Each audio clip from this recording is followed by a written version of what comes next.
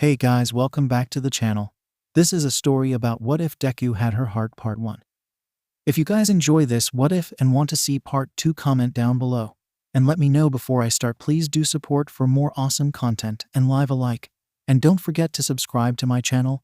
And also share this video with your friends and check out the description in my playlist. The author of the story 𝗧𝗵𝗲 𝗔𝗂𝗧 from fanfiction. So let's start the video. Let's go guys. We don't need Deku anymore. Yeah, the boys replied with energy as they marched off, leaving behind a sad green-haired boy who was wet from head to toe. Guys, wait for me, he said in a tearful voice. He had just been abandoned by the people he had called his friends for so long, and it hit him hard. Was it all because he was quirkless? Why would they do this to him? Was it his fault he wasn't born with a quirk? It wasn't fair. Who needs them anyways? He said to himself, getting up and heading in a different direction. It wasn't a problem for him, as he knew these parts of the woods like the back of his hand. He easily navigated his way to a secret spot that he usually went to by himself to be alone. It was a small clearing next to a flowing spring. The sound of the water calmed him down, and he closed his eyes and just laid there, letting his mind drift to whatever thoughts were in his head.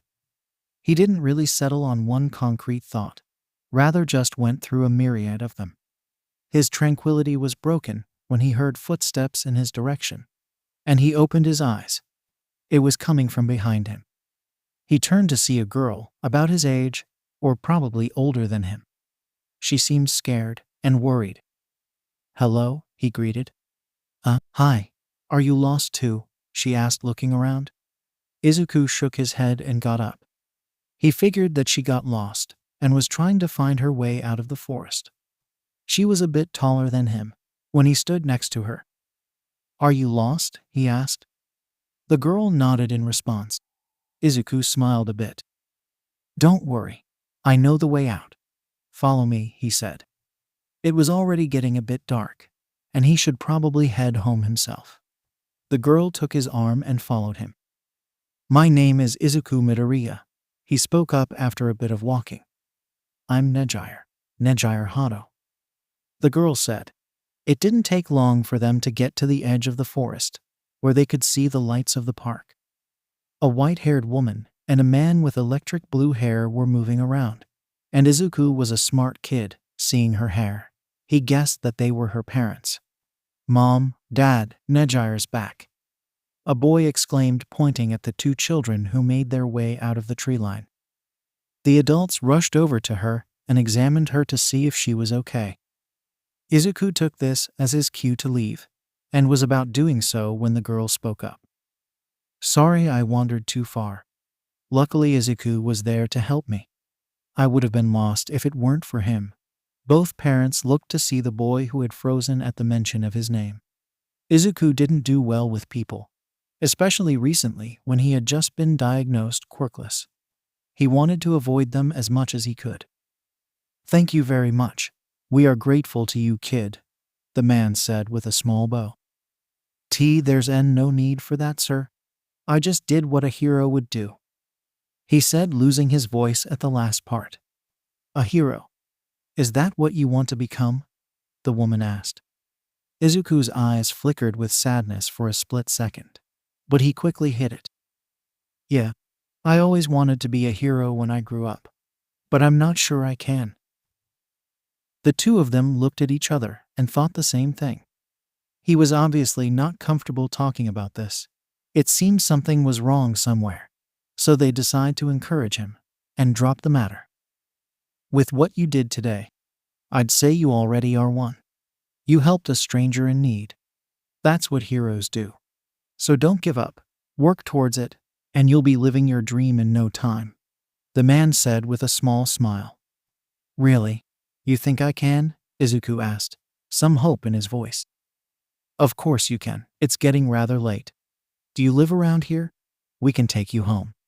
"We can't have you walking around this late," the woman said. "I'm fine, really. My house is just a few minutes away," Izuku said, not wanting to inconvenience them. "We insist." As thanks for helping Nejire today. Oh, okay. Inko was worried. But Izuku finally came back, and he looked a lot happier than when he stormed off earlier that day. Maybe he had gotten over his bad mood. I'm back, he said, closing the door behind him. Izuku, where have you been? His mother asked. Sorry. I was playing with some friends, and I got carried away, he explained. Inko sighed in relief that he was at least safe, and looked happier.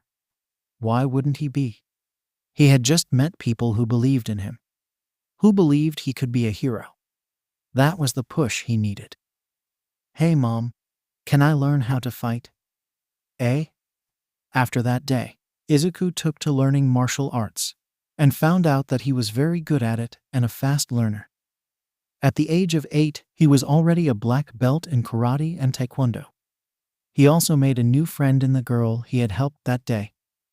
Nejire visited the park often to play with him, up until when they were 9. She was moving away, and would not be able to see her friend again.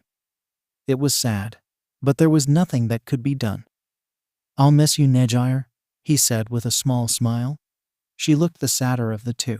Izuku was her first real friend, and because of him she had learned to make friends with others. Up until she met him, she was very stone-faced and almost never talked to kids her age. He helped her a lot to open up to people. Izuku, can you promise me something? She asked. What is it? When we meet again, let's be together forever, okay? Nejire brought her pinky up to him and waited for his answer. It's a promise, he said, putting his own pinky finger up to hers. With that, she hugged him and left on her own path. Izuku did feel sad, but he wasn't going to cry. He just had to train hard enough and become a hero. Ugh, what a weird dream. Izuku woke up and laid flat for a while, thinking about the dream he just had. He was now 15, and today was yet another day at UA. The previous 3 days he had been on house arrest, after getting into a fight with Bakugo, his classmate. A lot had happened. He had met All Might almost a year ago, and he gained one for all. He never stopped his training, and was now a master in various martial art styles. That wasn't what was on his mind now. Who was that? Izuku had an accident a few years earlier that made him lose a few years' worth of memory. Though he was getting it back, but it was a slow process, and the memories came back in small flashes just like this one. Midoriya, you'll be late for school, Ida, his classmate, yelled from outside his dorm room. He quickly got up and had his bath, and took a good look at himself in the mirror. His body sported a few scars here and there, but he was, as they say, shredded. Along with his usual training with All Might and One for All further improved his already remarkable physique. He was making steady progress with the quirk, being able to use a solid 20% if he pushed it. It didn't seem like much, but when combined with his martial arts prowess, it was downright lethal. He opened the door and caught up to his friend on the way to school. I apologize for my actions. I will control myself next time, he said, bowing in front of the class. Don't sweat it, man. It wasn't your fault, just don't do it again, Aizawa spoke up from behind the boy, making him jump. He quickly to his seat and waited for his teacher to begin with class. Aizawa cleared his throat. Over the last 3 days that Midoriya hasn't been with us, we've been discussing about work studies, and you have yet to fully grasp the concept, so I invited some guests to better explain it to you. You guys can come in. 3 students who were obviously seniors entered the class and faced them. These are the highest ranked students at UA, or the Big 3, as they are popularly referred as. The tall blonde teen with a cartoonish appearance immediately cut in with a joke, but it flew right over the students' heads. He regained his composure and introduced himself. I'm Mirio Tagada, and I'm Nejire Hado. This is Tamaki Amajiki. Say hello, Amajiki, the girl in the middle said, turning to their 3rd classmate. The intensity in his eyes scared the entire class and left them frozen. Then suddenly he turned back to face the wall and whined. I want to go home. Is this really US best?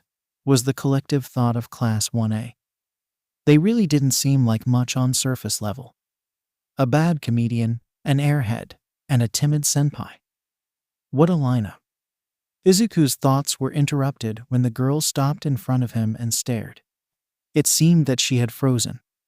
He raised an eyebrow. Was this part of their act or what? And why did she just stop in front of him like that? She had been relatively talkative to the others until now. Is something wrong? He asked, waving in front of her face. Izuku, is that really you? She asked in a small voice. Said boy tilted his head in confusion. How did she know who he was? Come to think of it. Have I seen you somewhere before? He asked. The girl's mood dropped. His question just confirmed her suspicions. She heard about the accident that he had, and that he had lost a good part of his memory, but never did it occur that he'd also forget about her. Or their promise. It's nothing. Never mind, she said, dropping the matter and walking back to the front of the class. Her mood was definitely dampened compared to when she had walked in a few minutes ago. But regardless, they had a job to do here. Mirio ended up challenging the entire class to a fight, and funny enough, kicked their asses. The class then finally understood the importance of the work studies program, and the third years were free to go. I'll catch up with you guys. I have something to take care of, Nejire said, waving her two classmates. The two of them shared a look, shrugged and left. They didn't want to pry in her matter, seeing as it looked sensitive. Few things could change Nejire's demeanor, and if that first year was one of them, then it had to be personal. Izuku was with his friends, but then was called out by their blue-haired senpai. Izuku, can I talk to you for a sec? He nodded and told his classmates he'd catch up with them. They, on the other hand, were freaking out, well, some of them. How did Izuku know that girl? Why were they on first-name basis? Midoriya. A familiar voice lamented in agony. Izuku followed his blue-haired senpai quietly, wondering what she could possibly want from him. From the way she addressed him, she had to have known him from somewhere. Problem was, he had no idea who she was, though she looked oddly familiar. She stopped when they were a good distance away from the other students and turned to face him. So, you really don't remember me, do you? Izuku looked at her for some seconds, shifting the bangs obscuring his eyes. She definitely looked familiar, or at least he felt like he knew her. He just didn't know how, or where, or who she was, in all honesty. I'm sorry. I don't think I remember if I do know you, he said in an apologetic tone. The girl's already dampened mood became even more glum, but almost immediately she brightened up and smiled at him, though Izuku could tell that it wasn't genuine. Sorry for taking your time. That's all I wanted. I'll see you around. Why, yeah. See you around, senpai. Nejire watched the boy walk away, and her smile dropped to a neutral expression. He didn't remember, but it wasn't all lost. I'll make you remember, Izuku, I promise. The work studies had begun for the first-year students, which was far more hands-on than their internships. Izuku had faced a minor problem with his work study at first. Sir Nitai and him didn't exactly see eye to eye, especially as the man had a bias towards his own student Mirio. Izuku didn't really get why Nitai seemed not to like him. What did he ever do to the man? The bright side was that he'd just learn from him and leave him be when the internships were done. It seemed that the man was working on something big, seeing as it was always his sidekicks that handled his matters for him. Mirio seemed to know about it, meaning Izuku was the only one in the dark about the issue. Not like he minded, though. He was there because his senpai invited him, nothing more. Yo, Midoriya. Hello? Oh, sorry. What were you saying again? His classmates gave him a weird look and pointed at the clock on the wall. It's lunch break, man.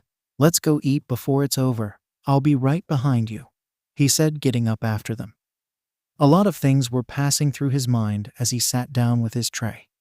There was the Nitai incident, there was his training with One for All, and then oddly, there was the case of that third-year girl.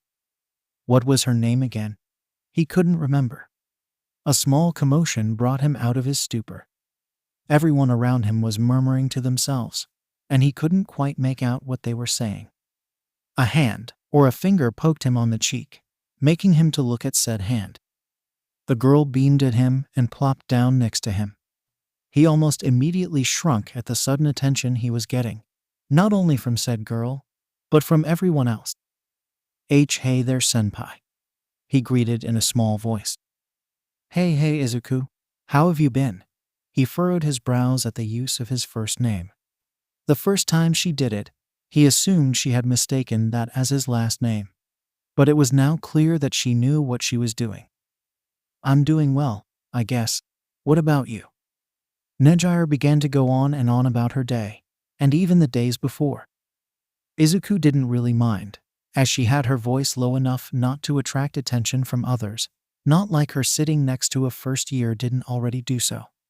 She must have noticed that he was quiet, or maybe staring at her, so she stopped talking and looked away shyly. What? No, I just prefer listening to people talk. I'm not really good with words, Izuku replied, picking out a piece of fish from his plate. Nejire suddenly grabbed his hand and ate it. She squealed in delight. It's so good. I wish I had this. What did you just do? Izuku asked with a red face, and looking around hoping no one saw that they did. Nejire smiled and leaned over with her own chopsticks. I'll return the favor. Say ah.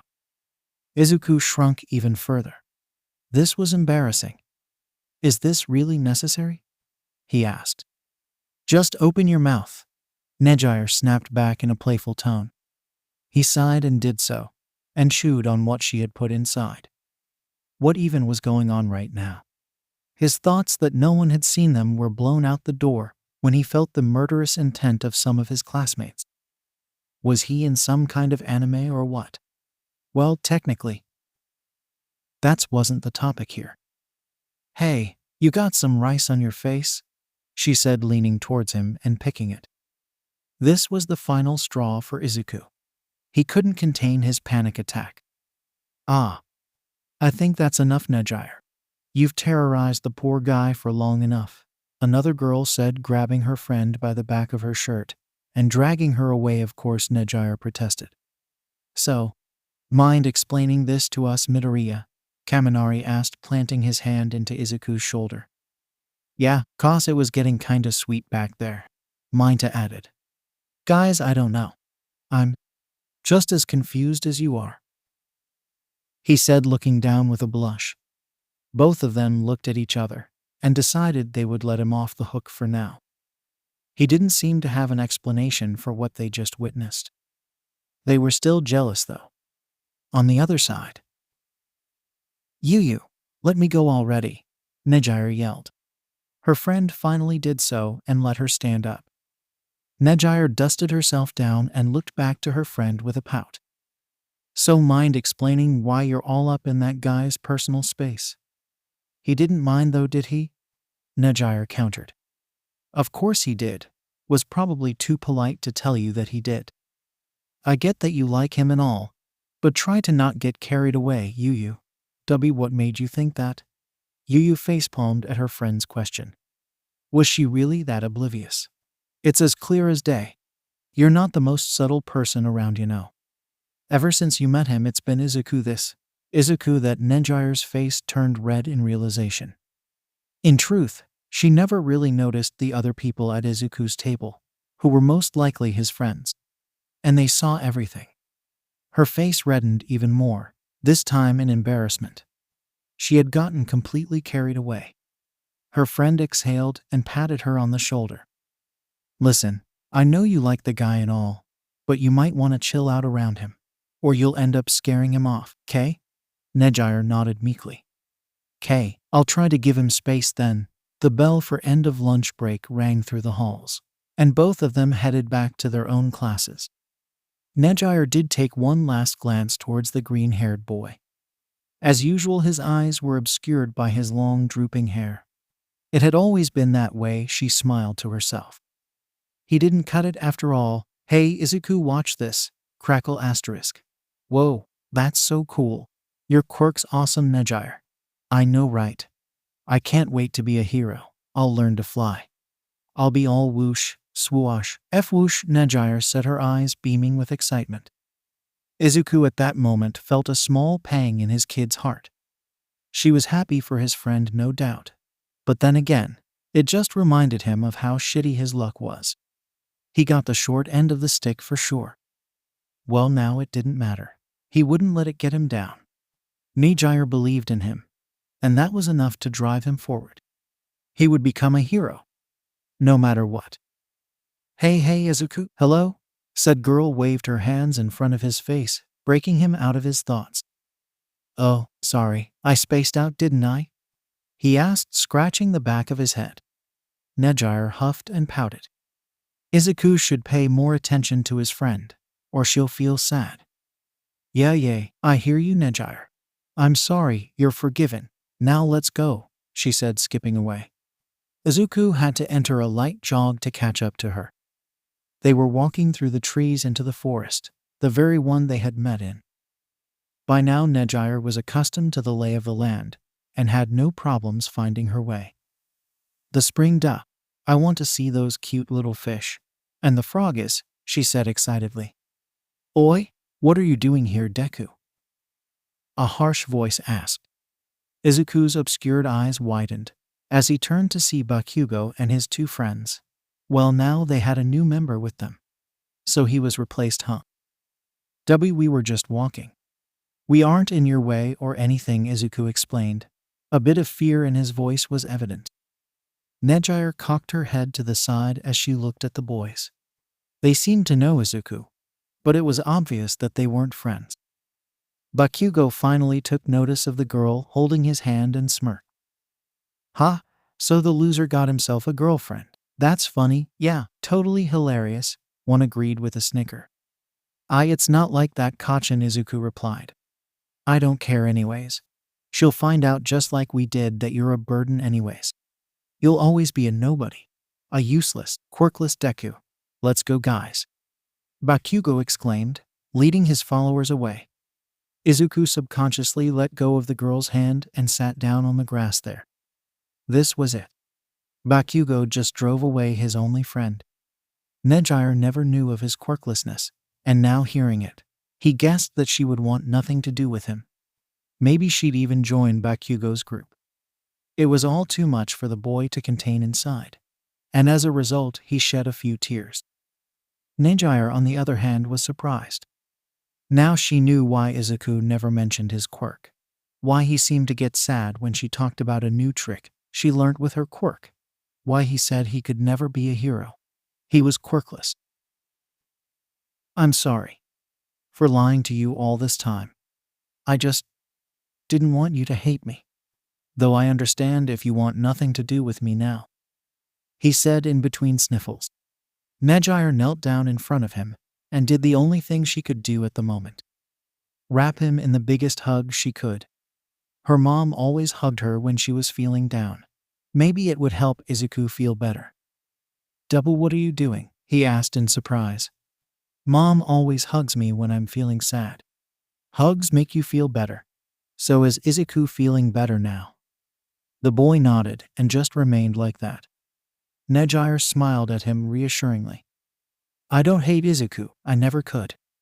Izuku's my first friend, and I'm not leaving him over something as dumb as being quirkless, she said, patting the boy on the head. Another wave of tears flooded out, this time out of relief, of happiness. He wasn't going to be alone anymore. Nejire then asked him a question. I heard you call that mean kid Kachin. Why is it? It doesn't seem like your friends. Izuku brought his head down and exhaled. Well, he and I used to be best friends, but then he got his quirk. It was amazing, and when I found out that I was quirkless, he turned on me. He started making fun of me and calling me a Deku. Actually, the day I met you, he kicked me out of his group.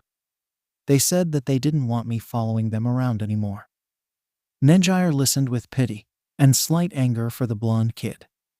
Well then, stop calling him Kachin. He's a bully, not your friend. Also, why don't I get a special name? she asked, playfully pinching him on the cheek. Izuku chuckled despite the mood he was in. He was beginning to feel better after all. I can't think of one on the spot. How about Nejire-chan? It can be our own thing, she suggested. Oh, okay then, Nejire-chan, Izuku repeated. She seemed to like the sound of it, and began to say it over and over again. Izuku gave me a cute name. I know. I'll use it as my hero name, she said, turning to him with a grin. Really? Why? Izuku asked, genuinely confused. There were literally hundreds of better or cooler names they could come up with. Nejire, however, seemed content with it and nodded vigorously. Yeah, it's special because Izuku gave it to me. Izuku was taken aback, but his heart felt warm at the kind gesture. She took his hand again. I don't care what other people say about being quirkless. It doesn't mean you can't try. Just know that I'm on your side, Izuku, and I'll always be. Nejire's got you. BZZT, BZZT, BZZT. Alarms were quite annoying, especially when you were in the middle of a great dream. One ear-piercing moment and you're whisked away from your fluffy dreams back to the gray area that was reality. Izuku's hand felt around his table, guided by the sound of the annoying noise till he found the snooze button. Finally, the room was silent again. His body was aching. He had gone a bit overboard with his training the day before. Luckily, today was a Friday, which was basically a half day. Honestly, he looked forward to the weekend more than he usually did. What was that dream, though? He asked himself as he stared at the ceiling. Again, that same girl. This was the fourth time he had dreamt about her this week. Surely that had to be telling him something. But then again, it could just be a dream. After all, he had quite an encounter with a blue-haired girl this very week. Maybe he had blue on his brain or something. I better get up before I'm late. He got up and took his towel to have a shower. As the hot water poured on his aching muscles, he sighed in relief. It felt so soothing that he could fall asleep right there in the shower. Probably a bad idea, though. Or was it? When he got out, he stopped in front of the full-size mirror that each student had in their rooms. He had to say, he never really looked at himself in the mirror before. Izuku was actually a lot bigger than he looked in his uniform, which his reflection showed. His years of martial arts training had given him a lean, but at the same time muscular frame. The one thing that never changed was his hairstyle. Ever since he could remember, his hair was always obscuring his eyes. They were visible, but only if you looked from up close. Not many had actually seen his full face before, not that he had something to hide anyways. He slipped into his uniform and again looked at his hair. Should he perhaps cut it? Maybe get a new look? For some reason, he didn't want to. He just didn't want to. I like Izuku's hair the way it is. I hope he never changes it. Again that voice. Who was that? Whoever it was had an influence on him. He had a wild thought for a second, and thought that he was actually living with a ghost. What a story that'd be. Knock knock asterisk. Midoriya, are you in? We'll be late for class, a voice said from the door. Oh, I'm coming, he replied in a panic, quickly stuffing what he needed into his school bag and rushing out the door. The person who was knocking was his friend and class representative Tenya Ida. He took notice that Izuku had been acting strange over the last week, but didn't want to pry into what could possibly be a very private matter. Sorry, I got lost in thought. It's fine, Midoriya. At least we will beat sensei to the class, the slightly taller boy replied, pushing up his glasses. They got to the class. Barely seconds after they had taken their seats, Aizawa walked in. As usual, he seemed tired and pissed more than usual. The chatter in the class died down immediately. The last thing they wanted was to somehow annoy him. Let's begin with our main topic for today. Your work studies progress, he started, and looked around to each of his students, as if sizing them up. He cleared his throat and continued. Seeing as you already have 2 weeks' worth of experience from this, I would like you all to write a detailed essay on your work study. As you know, I'm very thorough, and I'll be checking in with your supervising hero to check the accuracy of your essays. Mind you, this will cover a big part of your final written exam for the year. Think of it as a little gift from me. If you do well on this, you won't have to read as much when your exam rolls in. Aw, sweet. Thanks, Mr. Aizawa, Kirishima exclaimed. The man's eyes flared red, scaring the boy back down into his seat. Aizawa pinched the bridge of his nose. That is really all I wanted to say to you. You are free to head over to your work studies. Head straight there, and don't screw around, he warned. Izuku got up quietly and slung his bag over his shoulder. Another day with Nightai. Great. He respected the hero for his good work, but the man really needed to chill. Mirio did say he was a pretty nice guy, but so far all he had seen from the man was indifference or annoyance. He parted ways with his friends and headed towards Nightai's agency. A train of thoughts ran through his mind as the actual train sped off. It was relaxing being alone by himself. He liked his classmates, but a change of atmosphere was nice once in a while. Nightai's agency was many things, and weird was definitely one of them. Izuku stumbled into what he could only describe as something from a porno. Bubble girl tied up on a table, and Sir Nightai with a feather gun. He really didn't know what the hell that was. What in the name of BDSM is this? He asked with wide eyes. Now even Nightai, the usually stoic man, had a look of embarrassment being caught doing something like this. Anyone would think the same thing. It was weird. Pretty freaking weird. Bubble girl yelped and tried to hide her face unsuccessfully, might he add. This isn't what it looks like, Nightai said after a few moments of awkward silence. I wasn't thinking anything, sir, Izuku lied. He just wanted to drop the matter and forget what his eyes had just seen. Nightai picked up that the boy just wanted to move on from that, and was thankful he wouldn't have to give an explanation.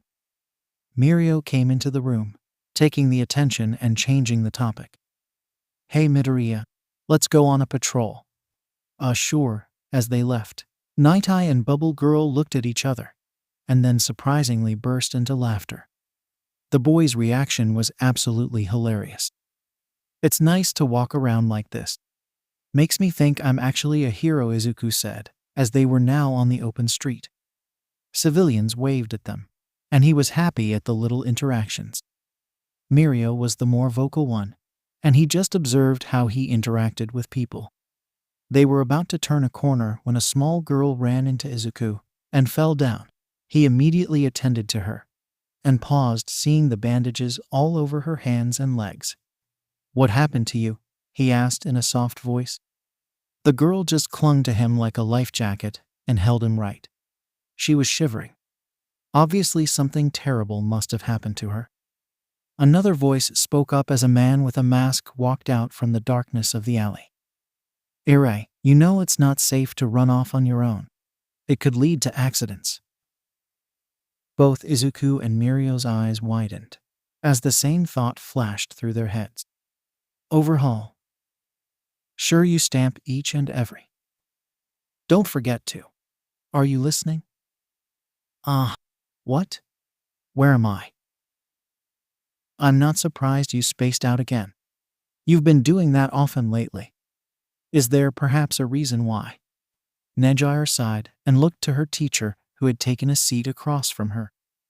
The pro-hero Rukyu was many things to Nejire: a friend, a teacher, and a big sister.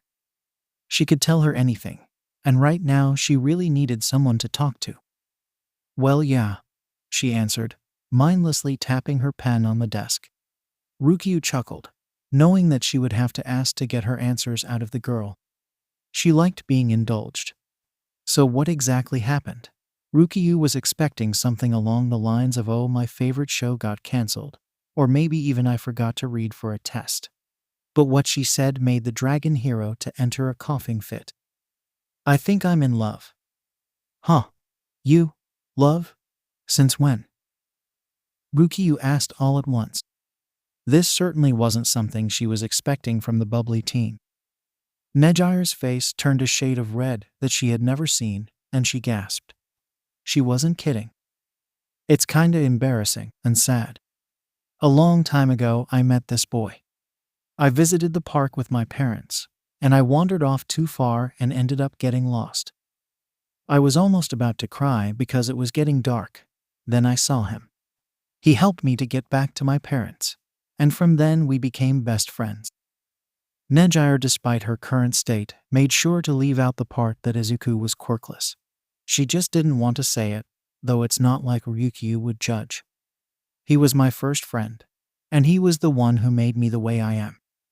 At first I was pretty withdrawn, and I didn't speak much, but he drew out this side of me that I never thought I had. When I was 9, I had to move away. It was sad, but I knew that wasn't the end of it. We made a promise that when he found each other again, we'd never let go again. And I did end up meeting him at UA. It was quite a shock, she said. Isn't that a good thing? Ryukyu asked, hearing the sadness in her voice. It is. I'm glad I got to see him again. But the sad part is, he doesn't remember any of it.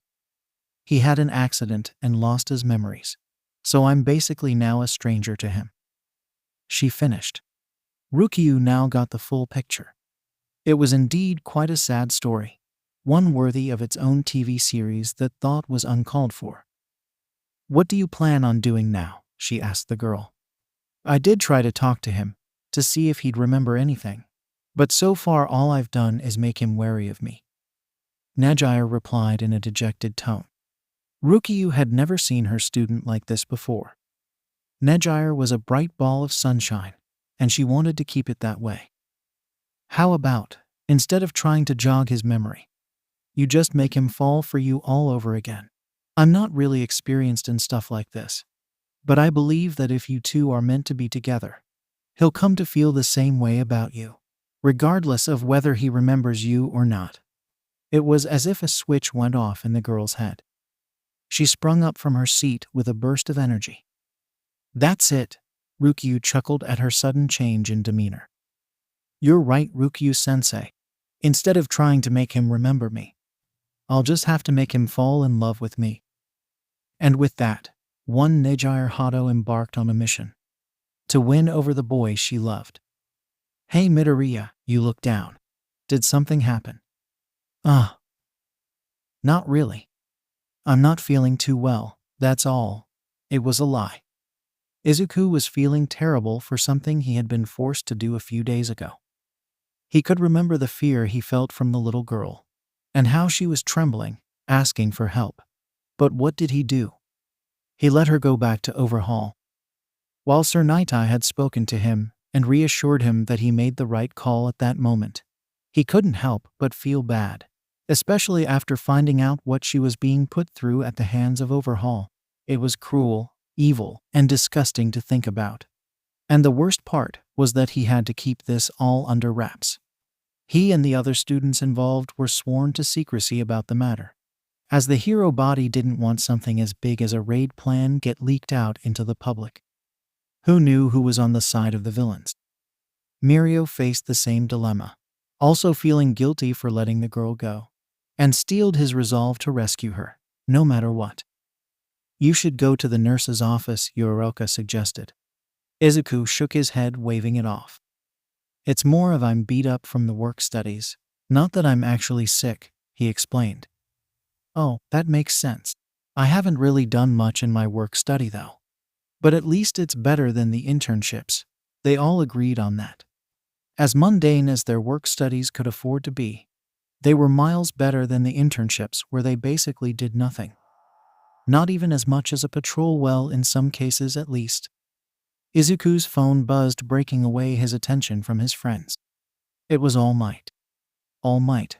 Meet me in my office whenever you're free. Izuku sent a quick reply and put his phone back in his pocket. He probably had an idea on why All Might wanted to see him. Lately he had been having some weird dreams regarding One for All. The first time he had seen something like that was at the sports festival, when he was almost eliminated by Shinso. Those apparitions, at first they weren't clear, but he could now see them, and one that looked exactly like All Might. With that he downed his meal and excused himself to see his teacher. What exactly was going on with One for All? All Might never mentioned anything about weird dreams. He knew they were the past users of the quirk, but why was he having dreams about them? And about All for One as well? Knock knock asterisk. Come in. Izuku slid the door open and entered the room, sliding it shut behind him. He took a seat across his teacher. Sorry for calling you all of a sudden, young Midoriya, but what is on my mind was too pressing to ignore, the man began. Izuku was quick to wave off the apology. He didn't mind. All Might continued. Regarding your dreams about One for All and the past users, I believe that the quirk is evolving, All Might said. Izuku quirked his brow. Evolving? Is that even possible with a quirk like One for All? He asked in surprise. One for All wasn't a quirk that he thought could evolve.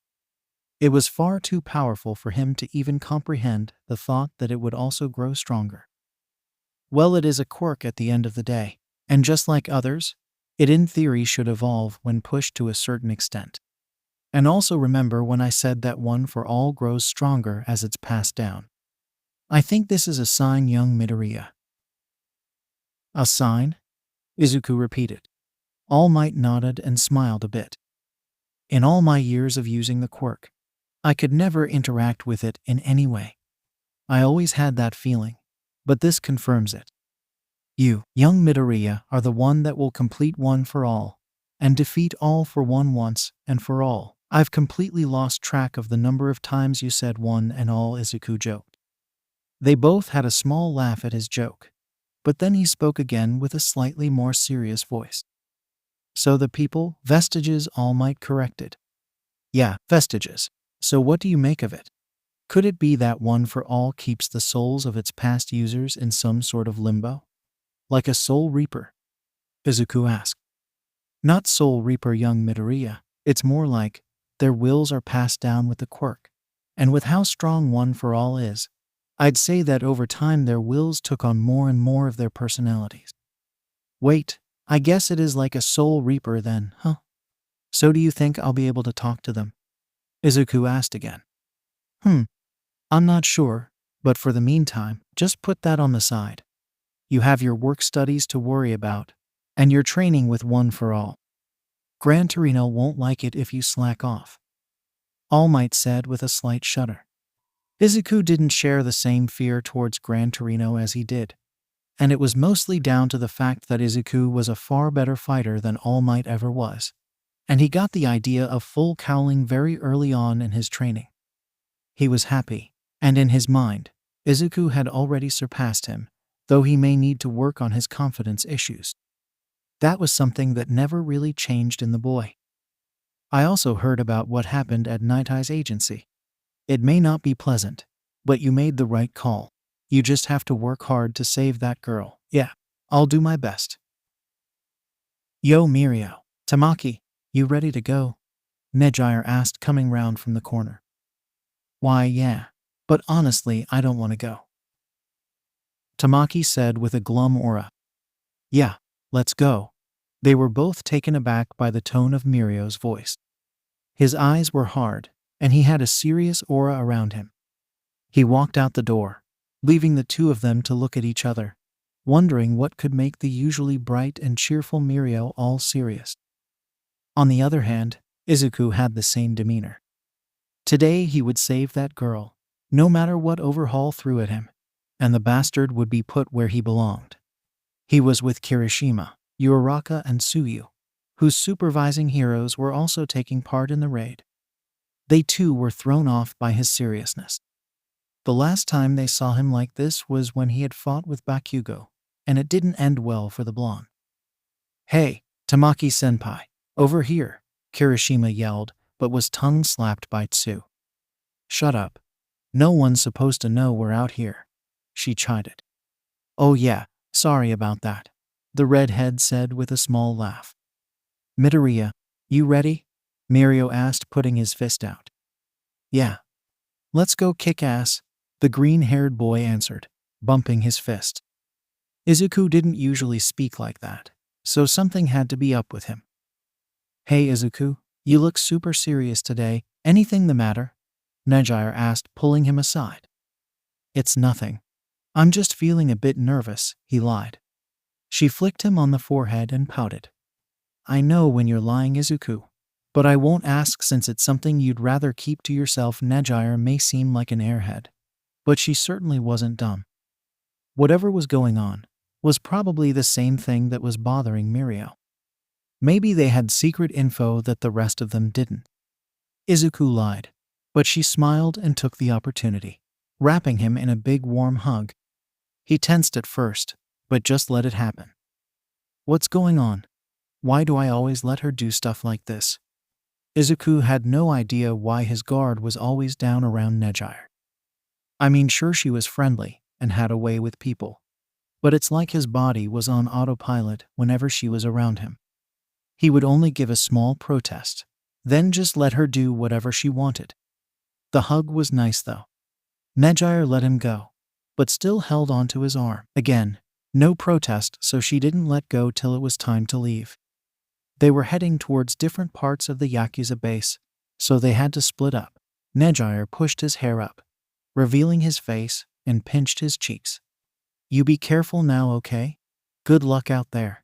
She let the bangs fall back down and skipped off with her two juniors. Kirishima and Tamaki went in their own direction, leaving only Mirio and Izuku. Let's get going too. Boom. Doors down, everyone move in. Shit, it's the heroes. Don't let them through. We can't let them get to the boss. The raid had begun, and the unsuspecting Yakuza had been ambushed by the heroes. At the forefront was Sir Nightai with his sidekicks. They had taken out the first group of thugs at the doorway and were leading a team of heroes towards the inner parts of the base. What's happening? We're being split up. Crap, Red Riot, Sun Eater. Nightai punched the wall in anger. The hallway had begun to warp and reshape the effect of someone's quirk. The path in front of them closed off, blocking them from moving forward. He looked to his side to Izuku, who nodded at the go-ahead. One for all 35% smash. Izuku kicked down the wall, blocking them, breaking through it and opening a way for them to move. Lemillion, you go ahead of us. We'll catch up to you. Midoriya, you'll keep breaking down these damned walls, Nightai ordered. Mirio nodded and ran ahead of the team, with them following behind Izuku, whose job was to create a path for them. As he kicked down the third wall, they spotted some members of the League of Villains. What were they doing here? Just keep moving forward. If they're not getting in our way, then we ignore them. The girl is priority. While they were making their way forward, Mirio had gotten to Overhaul and had confronted him. The villain's quirk was on full display as he reshaped the ground and controlled the protruding spikes in an attempt to skewer the meddling hero in his path. Die already! Mirio phased through the spikes, jumped into the ground and disappeared, resurfacing behind the villain and delivering a devastating punch right in his liver. Power! Overhaul was hit with a 1-2 combo immediately after and roared in rage, sending stone spikes everywhere. But again Mirio evaded by phasing through the attacks. Overhaul was getting pummeled by Mirio, who had intercepted him when he was about to leave with the girl. She was at a safe distance away from the fight, watching with worry as the blonde hero fought to protect her. I've had enough of this fuckery. Overhaul screamed after getting hit over and over again. Another of his henchmen who had previously been taken out by Mirio had recovered, and threw a gun towards his boss. Overhaul caught it and began to laugh. Let's see what you do now, hero. Bang. The little girl winced as he heard the loud sound, and she knew very well what that sound was. She closed her eyes in fear, but felt nothing after a few seconds. A shadow loomed over her, the shadow of the hero who had chosen to put her life over his. I'm not letting anything happen to you, okay? I'll save you, he said with determination. Overhaul smirked. You just sacrificed your quirk for her? You see, Ray? Because of you, this man lost his quirk. He can't be a hero anymore, and he'll die. Because of you. Mirio braced himself for impact, covering the girl as the stone spikes stabbed into him from different sides. He groaned in pain and coughed out blood. "Let her go and I'll spare your life." It's that simple. Mirio, despite the pain, gave him a hard glare, full with determination. "I'd rather die." "Then so be it." Overhaul placed his hand on the ground to crush the hero. But then, smash! The entire wall got kicked down by a very pissed-looking Izuku, who looked even more enraged at the sight of his senior's state. "Overhaul. Ah, another one of you cockroaches. You guys don't ever go away."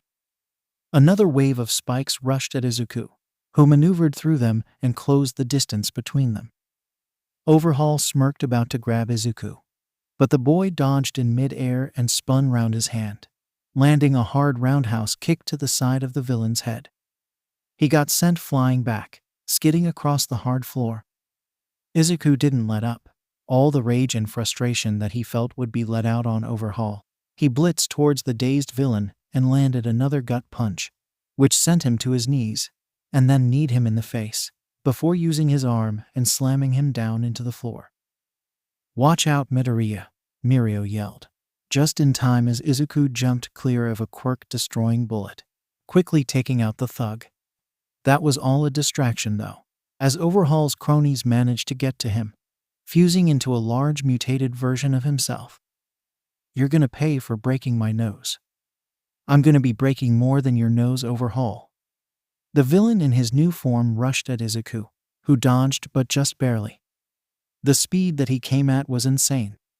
Overhaul smashed into the wall and rearranged himself, giving himself movable limbs. It was a grotesque sight to behold. The villain roared and slammed all four of his hands down into the ground. Everywhere erupted in stone spikes that flew towards their intended target, Izuku, who broke through and evaded them. One did catch him, grazing him across his side. He blitzed behind Overhaul again and hit him right in the kidneys, before punching him to the other side of the room. "You heroes are always getting in the way. Well then, if I can't have Eri, then no one does." Mirio had grabbed the girl and made their way out of the danger area. Sir Nightai had arrived on the scene and was helping Izuku fight Overhaul. It all went south, as Overhaul's endless barrage of attacks did damage to both Nightai and Izuku, though the former got the worst of it, being impaled in the stomach. "Sir." Smash! Overhaul got sent flying back as a devastating hit landed clean on his jaw, breaking it completely. Izuku's arms were now red, broken and swollen. He had overused One for All, and the fight had completely destroyed the Yakuza base, leaving them wide open for the world to see. It was a bad situation. There was no backup. Mirio and Nightai were out of commission, and Izuku was at his limit. Worse was that Overhaul kept on regenerating when he got injured. The villain further destroyed the landscape, reshaping it and separating everyone. Mirio tried to reach out to Eri, but it was too late. "Midoriya, save her," he yelled in desperation.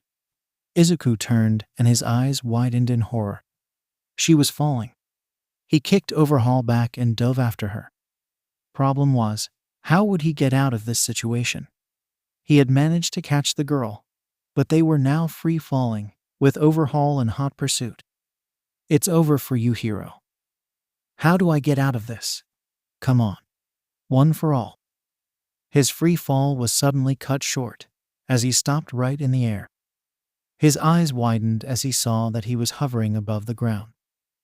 "You've gotten yourself into quite a pickle there, kiddo." Izuku's eyes widened in shock. The face, the hair, wasn't she? "I've seen you before. How are you here?"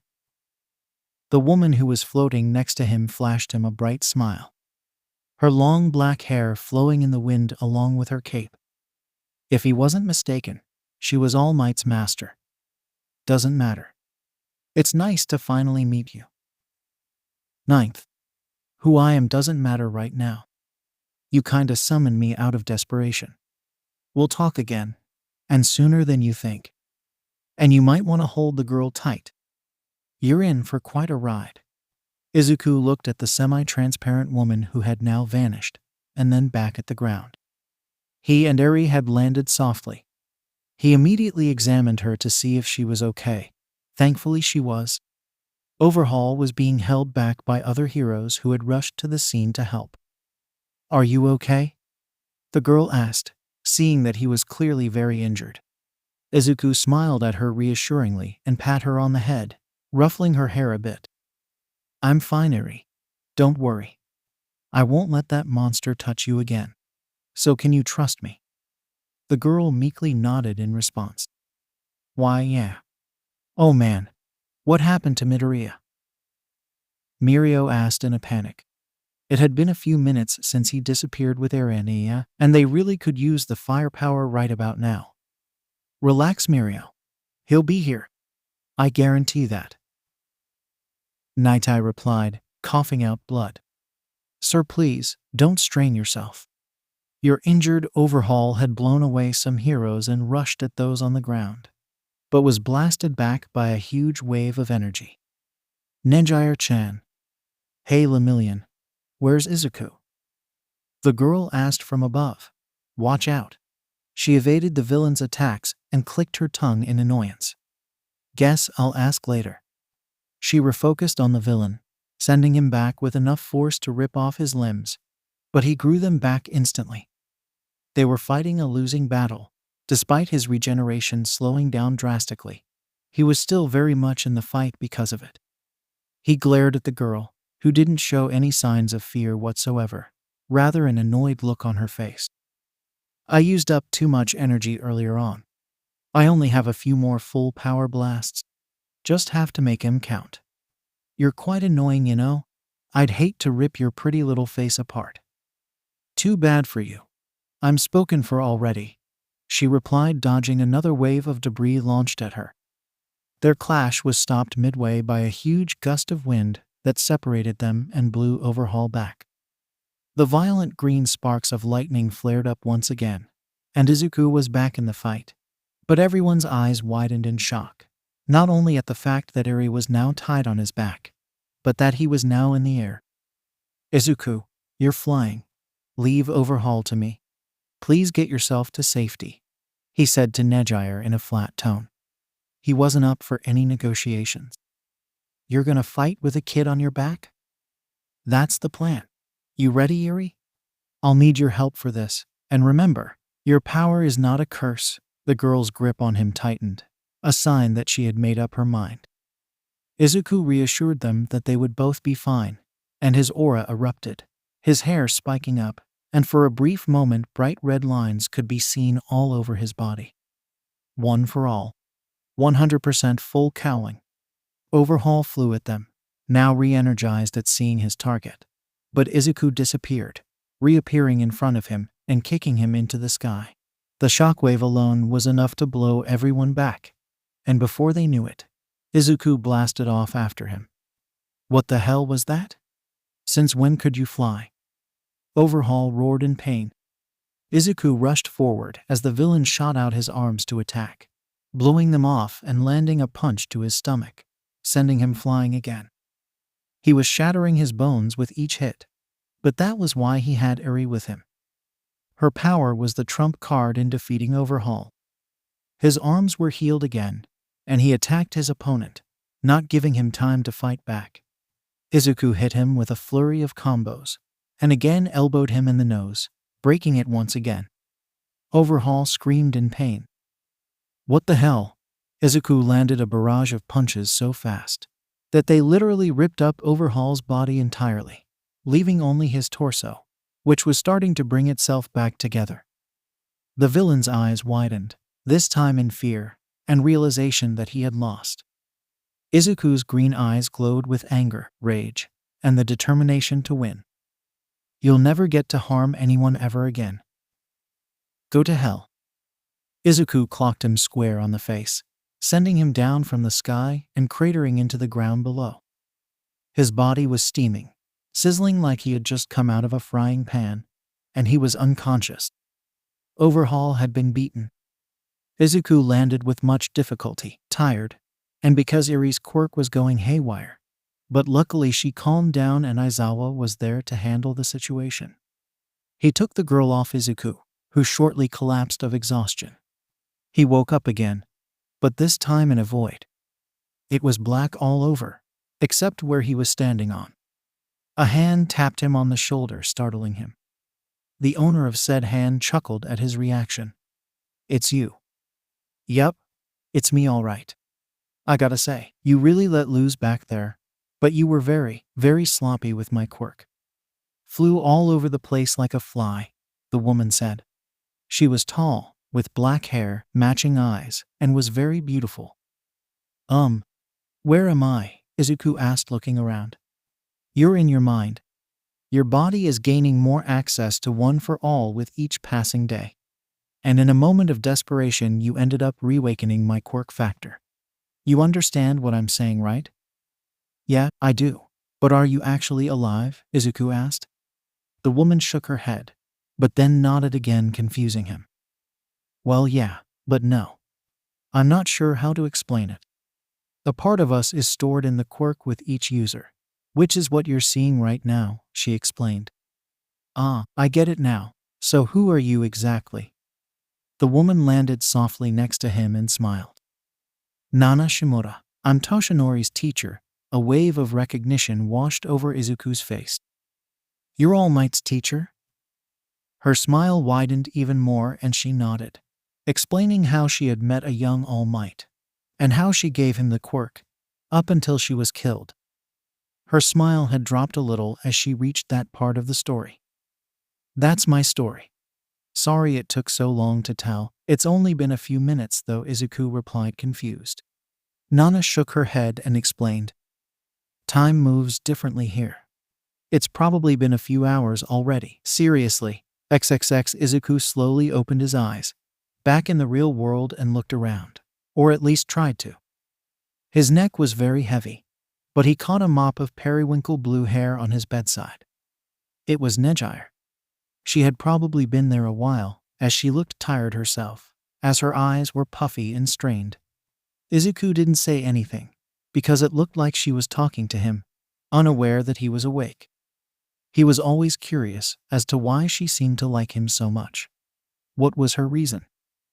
"You really had me worried back then, you know.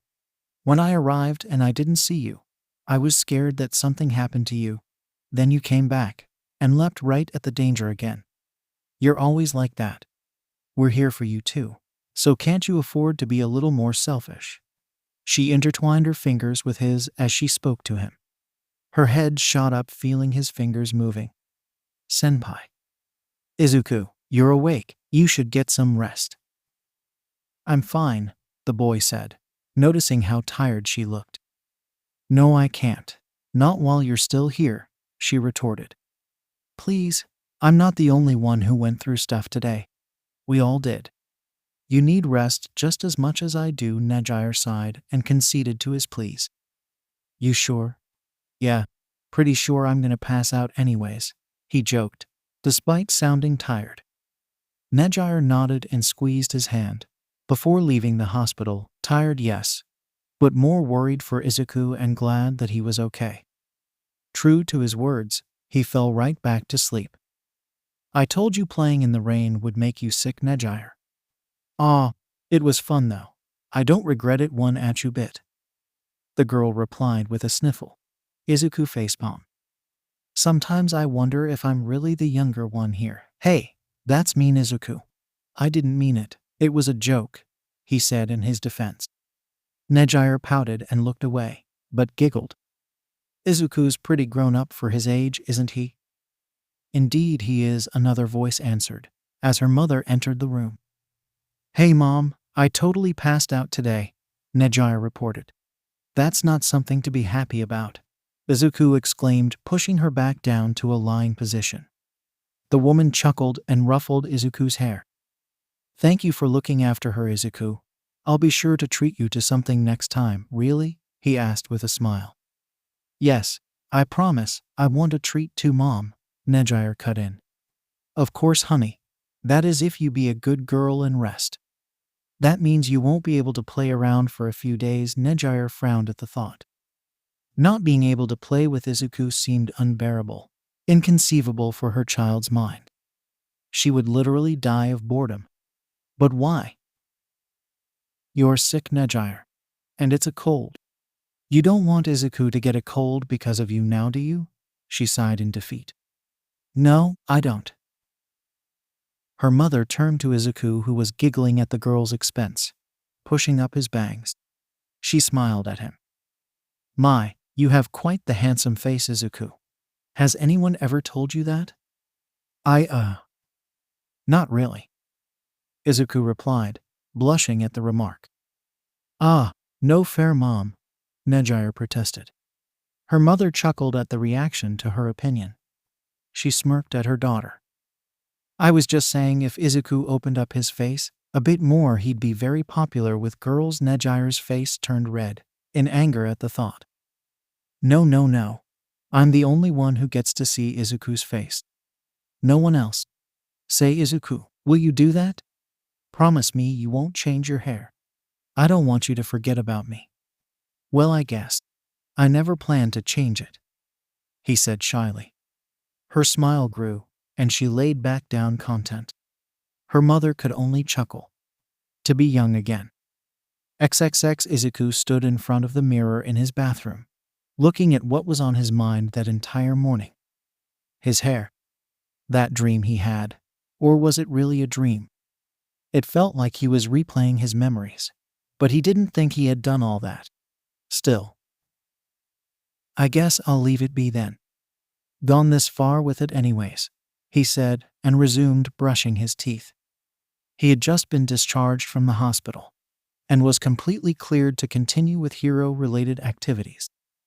He took his shower and picked up his uniform to get changed. Yo ga.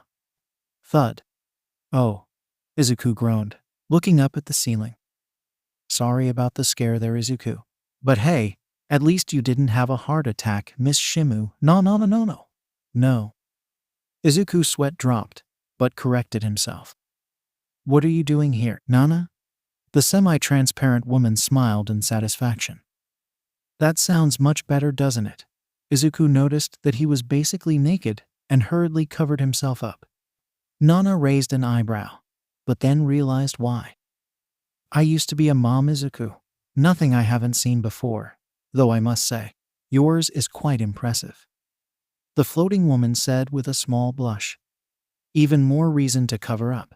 Izuku yelled back, quickly slipping into his underwear. Having a supposed dead person now floating around him was quite the experience. What's more was that no one else could see her. Meaning if he was caught talking to himself, the person would probably get the wrong idea. I suggest that you get training with float as quickly as possible. He raised an eyebrow. Is that the name of your quirk? I thought it was just basically flying. Nana shook her head and explained how her quirk worked. Not really. See, when I had it, it could be classified as floating. But the quirk has had time to grow, lying dormant in one for all. So it's basically supercharged. Izuku finished. Yup, you're a pretty smart kid, Izuku. Though you should really get going, or you'll be late for class again. Izuku nodded and made his way to the door, then stopped and looked at her. What are you going to do in the meantime? Oh, relax. It's not like I can physically touch stuff. Plus, I'm always with you. Izuku cringed at her choice of words. That sounded creepy. He stated. You got the message. Later. He watched as the woman faded away with a cloud of smoke, and he closed his door behind him. The walk to school was pretty normal. That's if you could count Nejire jumping him on occasions. He was pretty used to it by now, and really he didn't mind. Her company was something he had begun to like more and more lately, and those dreams he had been having were beginning to get more vivid. The girl looked exactly like Nejire, had the same name, and even personality. So it was her then. But he felt like he had missed something. I want you to promise me something, Izuku. What's that? I want you to promise that. He stopped and looked up at the sky. How's his training been going? Honestly, I can't say he's made much progress really. That's why I asked for young Uraraka to be here. I thought that she'd be a big help. Well, she has. But it's still slower progress than I'm used to from the boy. Aizawa nodded as the two men watched from a distance. Izuku had been practicing float now for about a week, and while he was struggling to control it, it was very slow progress. I think we should take a break, Deku. What do you say? Uraraka asked. I guess so. Both teens landed softly on the floor and sat down to rest. Izuku looked deep in thought. The training was going well, but he felt like he was missing something entirely. The swimming example was a good one, but not quite a fit for float. Izuku sighed. So you're finally going to help me out? It's been an entire week, Nana. Uraraka turned to him with a raised eyebrow. Lately, he seemed to have been talking to himself. Sorry, I was just talking to yourself. I know. You carry on, she said with a small laugh. Izuku turned to the woman sitting next to him with pleading eyes, and Nana, being a mother, caved in to the pressure. Fine. I'll give you a clue though. And just that, Izuku smiled a bit and waited for her to speak. Well, float works like how your friend explained to you. But with one for all, it's basically flying now. You'd have to work on the quirk while in motion, and not standing in a single spot. Maybe you could try training with someone who has good mobility in the air. If you do that, then the quirk is a piece of cake to control. Izuku chewed on that for a while, not noticing that Nana had left him. What she said made a lot of sense. His approach to training was the thing he was getting wrong all this time. He needed mobility. In other words, someone who could basically fly. There were a few people who came to mind, the most prominent being Nejire. But wouldn't she be too busy? Yue was preparing for its cultural festival coming up in a short time, and apparently she was running for the beauty pageant. He didn't want to intrude on whatever plans she may have had, all because he wanted to train his quirk. Is something wrong? You've been lost in thought since we left the training room, Uraraka asked as they headed back towards the dorms. Nothing really. I was just thinking back on something regarding the training, he replied, still looking forward. What is it?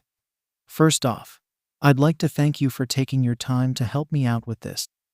It means a lot to me, but I've been thinking, and I got the idea that maybe the training approach is all wrong. We've been focusing on staying balanced in one single spot. It's helped a lot, but I think I'll have to find someone who can help me with movement. Oh, that makes sense. Do you have anyone in mind? The girl asked. Izuku scratched the back of his head. Well, there's only one person I know who can fly, Nejire-senpai, he replied. Something about that tweaked a sour reaction from Uraraka. Unbeknownst to the boy, she had feelings for him, ever since their early days in the school. But then Nejire came out of nowhere and just swept him off with her. She was so bold, downright brazen in some of the things she did with Izuku. In a way, she respected that type of boldness. She and Nejire got along just fine. But the Izuku issue was a problem that was brewing slowly and would explode someday. Is something wrong, Uraraka? Ah, it's nothing, Deku. Let's head back, she replied, walking ahead of him. Doesn't feel like it is, though. XXX, okay, I'll just ask, and I'll be on my way. Don't get your hopes up, Izuku. He had made his way to the third-year dorms after school to see his senpai. All Might agreed to him asking her for help, but honestly he wasn't sure if she would be able to. No harm in trying though. The other third years looked at him as he peeped in, making the boy nervous. Yo, Green, over here, a voice called. He turned to the side, seeing a girl with pink hair motioning for him. He had seen her with Nejire multiple times around school, so she must have been her friend. Sorry for coming in like this, he began. The girl patted the seat next to her, and he sat down. No biggie. You were looking for Nejire, weren't you? Izuku looked down shyly at the attention that he was getting from her. Her eyes were pretty intimidating, if he was being honest. He nodded in response. You don't have to be scared of me. I don't bite, you know, she said with a small smile. Yeah, I just wasn't planning on staying. I was going to ask senpai something and head back to my dorms, actually, Izuku explained. Huh. Well, sorry if I made you feel uncomfortable. Your name's Izuku, right? Why, yeah. Izuku's actually my first name. It's Izuku Midoriya. Ah. first name basis already," she said to herself, then glanced at the boy. He really didn't seem like much in her eyes. Nothing special. Wait. An insect had flown into his eye, and he tried to get it out. In the process of doing so, he pushed back the bangs in front of his face, fully exposing it. Holy shit, he's actually hot. The girl screamed internally. As quickly as she had seen it, he covered it up. It was a bit of a bummer, having a face like that and hiding it behind his hair. He would be pretty popular if he showed off a little bit. Since she isn't here, I'll leave now. Wasn't betting on the chance that she was anyways, Izuku said, getting up. Yeah, she's got the beauty pageant coming up. It's her last year to try and win it. Izuku stopped and turned with a look of surprise. She hasn't won it before. Yu chuckled at his reaction. It was pretty understandable. Yeah, there's this girl who edges her to it, really bossy and all that. So Nejire's been pretty intense about this whole thing, even more reason not to bother her. I'll see you around, senpai. He waved and left. That just cemented it for him. He couldn't afford to bother her with his problems. She already had her plate full as is. I'm a bit excited to see the beauty pageant though, he said to himself. The next day. Hey, no running in the halls. Class 1A were out for lunch break, and heard the sound of running footsteps coming from down the hall. Hey, isn't that Hato senpai? Tsuyu asked. Izuku, said boy, turned just in time to catch her weight. Luckily she wasn't heavy, and balanced himself. Nejire took a few moments to catch her breath, using his shoulder to support herself. Glad I could find you, she said in between breaths. Is something wrong? The boy asked with a raised eyebrow. Yes, no, just come with me a sec, she said, taking his hand and leading him away from his classmates. They stopped when they were both alone. I heard you came to see me at the dorms yesterday, she began. Oh yeah, but you were busy, and I don't want to trouble you anyways. Did you need something from me? She asked, tilting her head to the side. I wanted you to help me control my flight, but I heard you've been working on other stuff, so I don't want to bother you with stuff like this, he explained. I can make time for that. It's not big deal, she replied almost immediately. Izuku shook his head in disagreement. No, you need to focus on what you've been working on. I don't want you to lose the beauty pageant because you decided to help me. Nejire pouted and pinched his arm playfully. I can make time for it, and also, helping Izuku is way more important than that beauty pageant. Izuku's face took a slightly redder tinge at the sincerity and sweetness in her voice. She looked like an angel right now. He slowly brought his hand to cover his blushing face. What's wrong, Izuku? You're all red. Are you perhaps embarrassed? She asked in a teasing tone. Stop messing with me, senpai, he protested, earning a laugh from her. Yu was right. Teasing him would definitely get a reaction. Maybe she should do it more often. Okay, but you're not getting away from this, you hear? When the cultural festival is over, I'll help you out. Sound good? Why, yeah. Okay, senpai, just Nejire is fine, okay? She corrected, putting her finger to his lips. Izuku nodded and stepped back from the girl. Luckily his bangs covered his red face, but Nejire could see straight through them.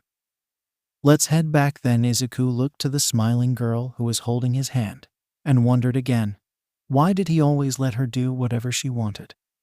Was it that he liked her? Or was it something else? I guess. No, it can't be, he thought to himself. XXX, the cultural festival had started off with a bang, with Class 1A's insane concert. They definitely had the best event among the first years despite protests from the other first years. Izuku was happy with his role in his class's performance, but what made him happiest was seeing the smile on Eri's face during the song. The girl had been through enough that she wasn't able to smile, and he was glad they could blow away all the demons that haunted her. Currently he was walking with said girl, who had insisted on following him around the festival. He was heading towards where the beauty pageant was holding. Mirio led him into one of the rooms. Izuku was curious as to why he was being dragged here. "Oh hey, it's Izuku. And Eri." Izuku screamed. Nejire was floating in front of him in her pageant dress, and he was getting a face full of boobies. 𝗬𝗲, how do I look?" she asked the boy who had jumped back. "You look great. The dress really highlights you well," he said with a small blush. Mirio tilted his head at the interaction and was pulled aside by Yuyu. "You seeing what I'm seeing?" "Yeah. When did this happen?" he asked. "Really? You haven't noticed?" "A few weeks now," Yuyu replied in a harsh whisper. "Ah. Look. We should give them some alone time. The festival is a perfect opportunity. If Nejire wants to jump his bones, now's the time to do that." Mirio looked confused at her choice of words. "Jump his bones? What's that mean?" "Your innocence is why I like you so much." "Too precious," the girl said with a sigh. "What?" "Nothing. It's nothing." "Izuku, I want another candy apple," Eri said, tugging at his sleeve. "Ah, sure thing. Let's go get one," he said. "Bye guys. Wish me luck," Nejire said with a wave. Internally, Izuku was thankful for Eri's miraculous intervention. He didn't think he could handle Nejire's up-close and personal approach today. Eri seemed to be a lot more vocal than she had been the last few weeks. Thankfully, she was still a little kid who could potentially forget about what she had gone through. But again, she may not. Overhaul really was a piece of shit. They got to the stall, and he got a few extra just in case she would like them later on, though it probably wasn't too healthy. He and Eri got back just in time for the pageant, or at least Nejire's turn. His eyes widened as he gazed upon the angelic figure twirling in the air above them. She looked stunning, and the little twinkling effect from her quirk was the icing on the cake. One of the judges even fainted, which said enough. Izuku was pretty sure she had won. Everyone did. Last time, or third time, was definitely the charm. "I finally did it. I was so nervous I could die," the girl exclaimed as soon as she was out of earshot of the crowd. "Yeah, and I'll say you totally killed it out there. You had everyone's jaws on the ground," Yuyu added with a small giggle. "I'm just glad it's over now. There's so much I want to do tonight. It's my last festival after all," Nejire said, running off to the changing rooms. "Hey senpai, yo Izuku, how was the pageant?" the girl asked, knowing all too well that it'd get a reaction out of the boy. It did. "Well, it was nice. Nejire senpai looked really pretty," he said. "I told you to drop the senpai, didn't I?" said girl cut in, coming out in a simple but cute dress. "Ah, sorry, I forgot," he apologized. "Huh. Where's Eri?" "Oh, she was already tired out, so I had to take her back to rest before coming back here," Izuku explained. Yuyu looked at the two of them and suddenly spoke up. "Hey, here's an idea. Why don't you guys go around and see what the other classes have to offer? Izuku, you go with her. Sound good?" "Yay, that's a great idea. Right, Izuku?"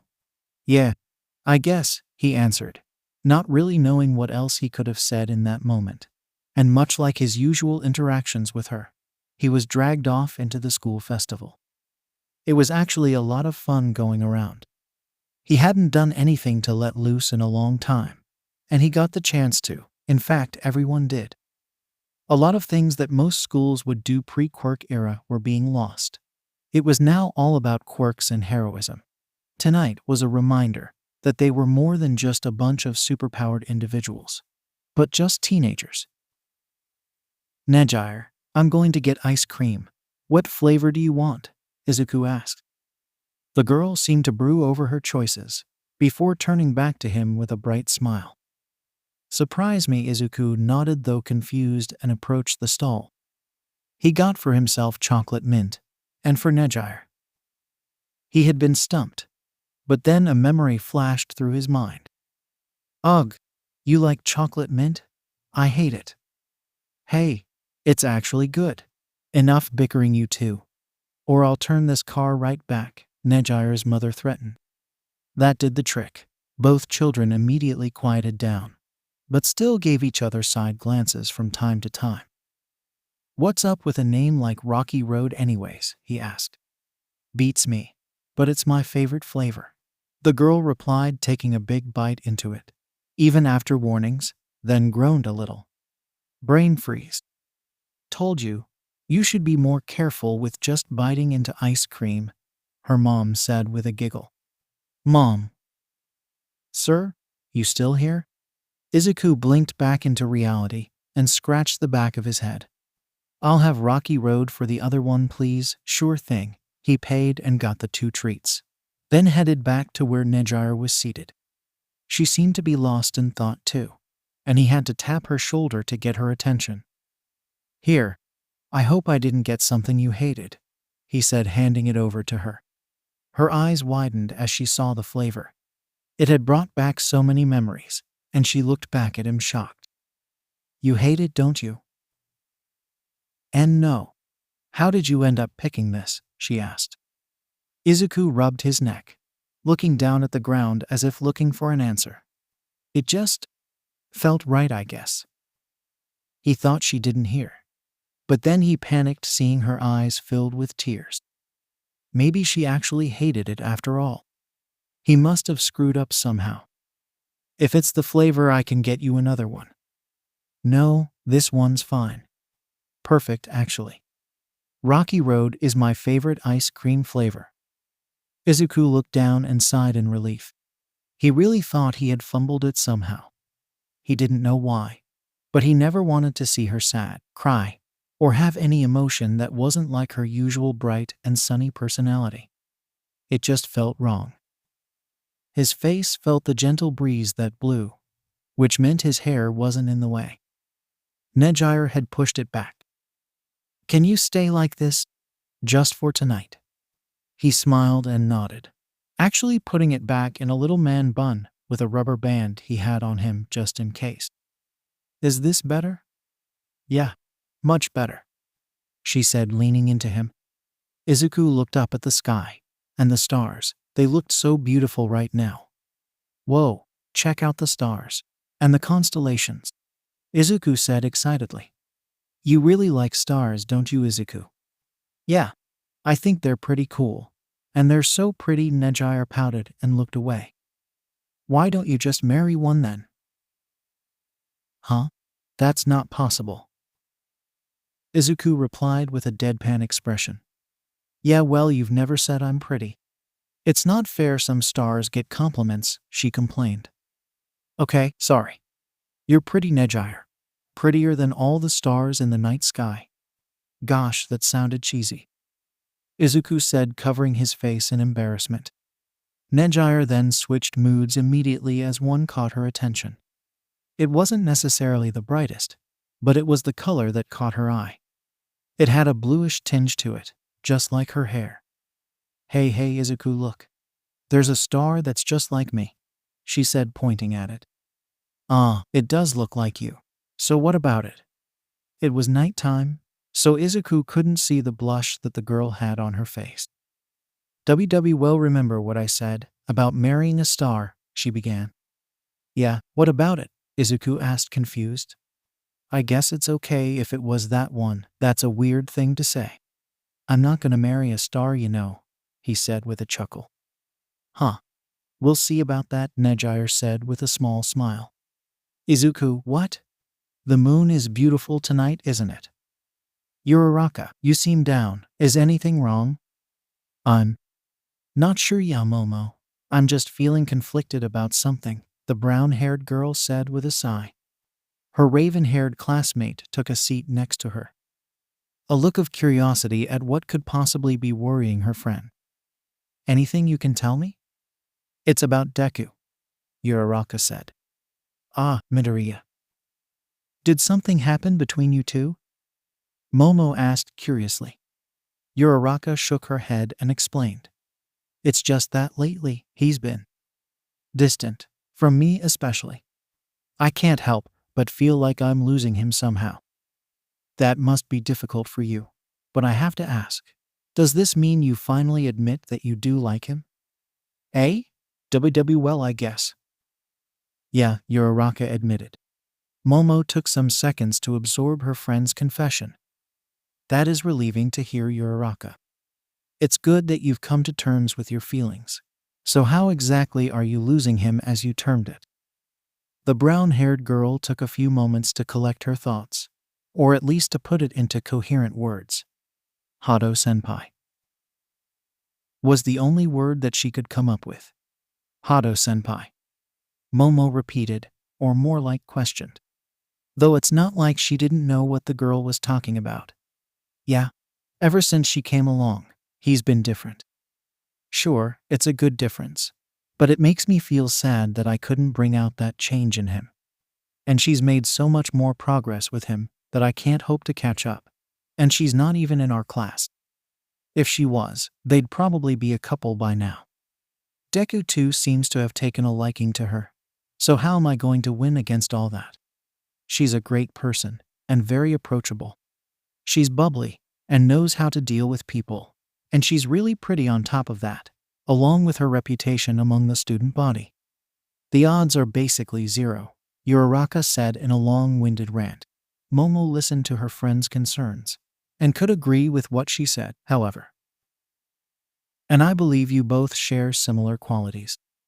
The only difference between you and 𝗧𝗏-senpai is approach. Yeah, approach. Midoriya may be one of the smartest students in class, but he's also a boy. Boys tend to have hints fly right over their heads. Trust me, I know. Someone like 𝗧𝗏-senpai is not at all subtle in her approach, and with Midoriya, it seems that's the best way to handle it. You have to be direct, aggressive even. That's why she has made so much progress with him. She didn't wait for him to catch on to what she wanted. She just went for it. I believe you have a chance if you should do the same. 𝗬𝗧𝗏 looked to her friend, who at that moment had a look of understanding, like she knew exactly how she was feeling at the moment. Yeah, Momo, what did you mean you know? That's something I'd rather keep to myself, but I'll advise that you take action, or you'll come to regret it. Just like I did. Later, she said, getting up and leaving.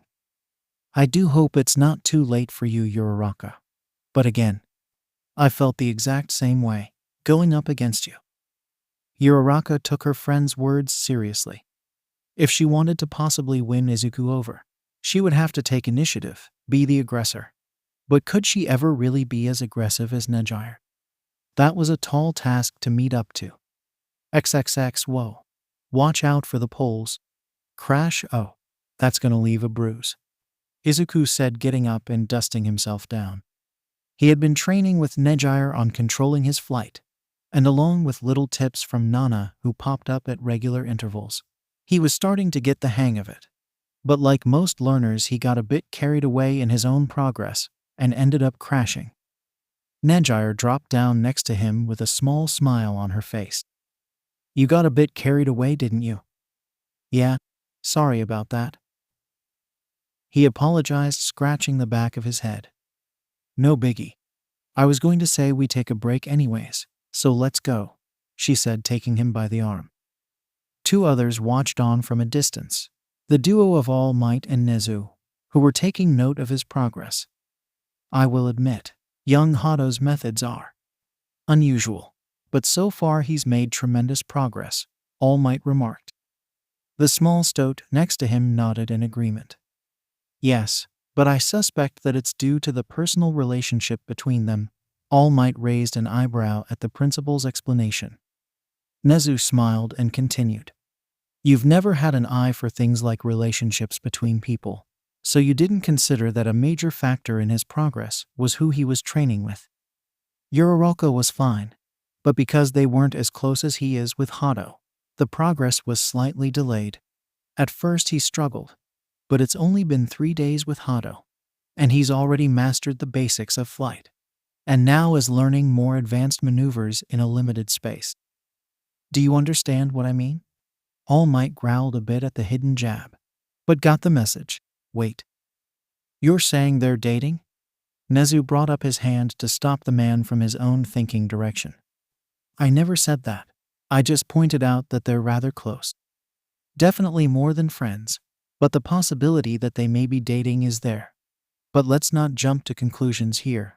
All Might exhaled and looked to the two who were heading for the door holding hands. He wasn't wrong to think about it. As far as he knew Izuku, he was a pretty shy person, so him holding hands with a girl was definitely out of character. Back with the two.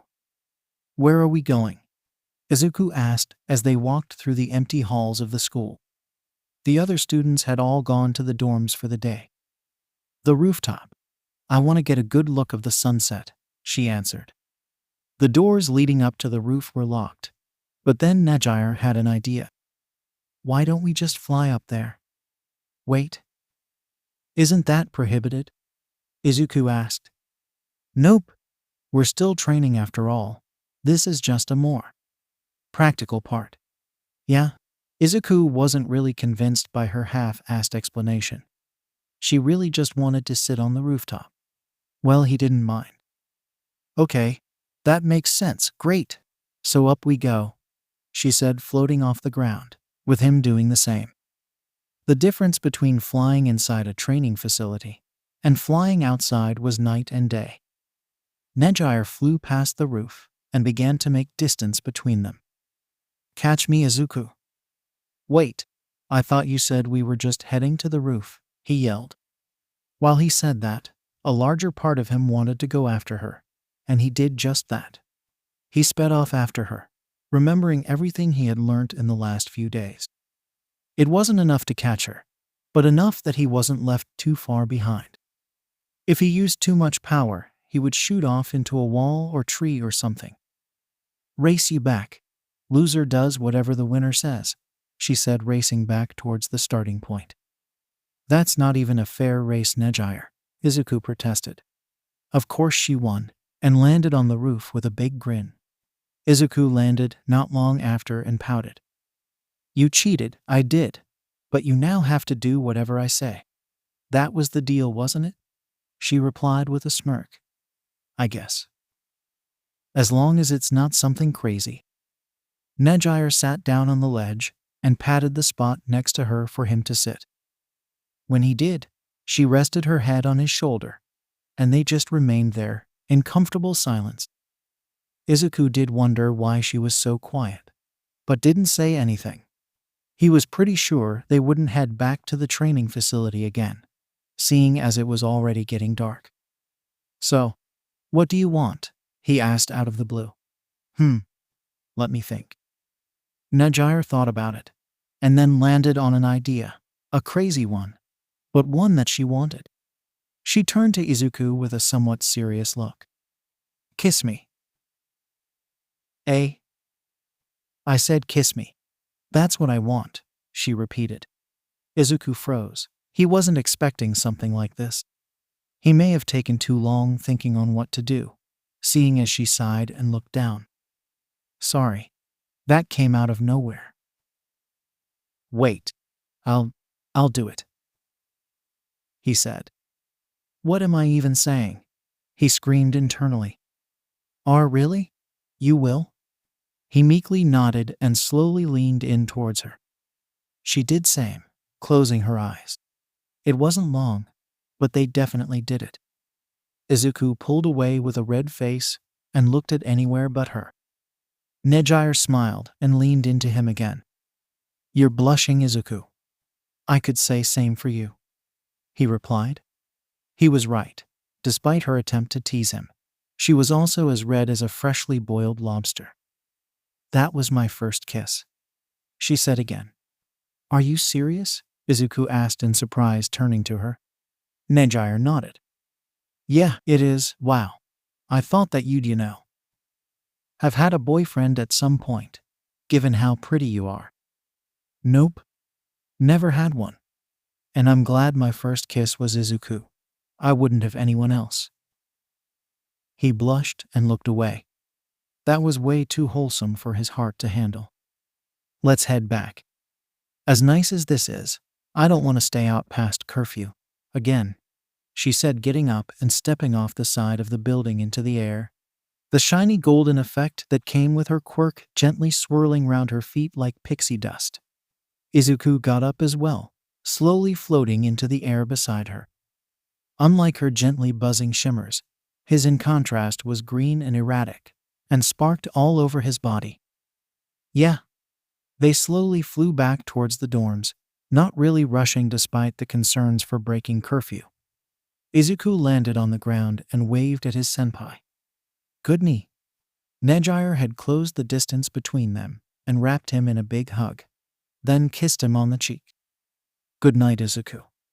He held his chest as she flew away. His heart was nearly beating out of his chest. He may not have been sure of it, but he was now. Izuku Midoriya had feelings for Nejire. XXX, the training with Nejire had paid off tremendously. He was now almost as good as her at flying, though he still had a few things left to perfect. It came in good timing too, as they were up against Class B in a best-of-5 battle simulation. As usual, some members were extremely vocal about their disdain for Class 1, being Nito Monoma. Class B is here to crush your scummy asses. Oh great. Monoma's here, Shoto said with a sigh. Izuku shared the same sentiments as his heterochromatic friend, but said nothing. Aizawa and Vlad King explained the rules and the teams were selected.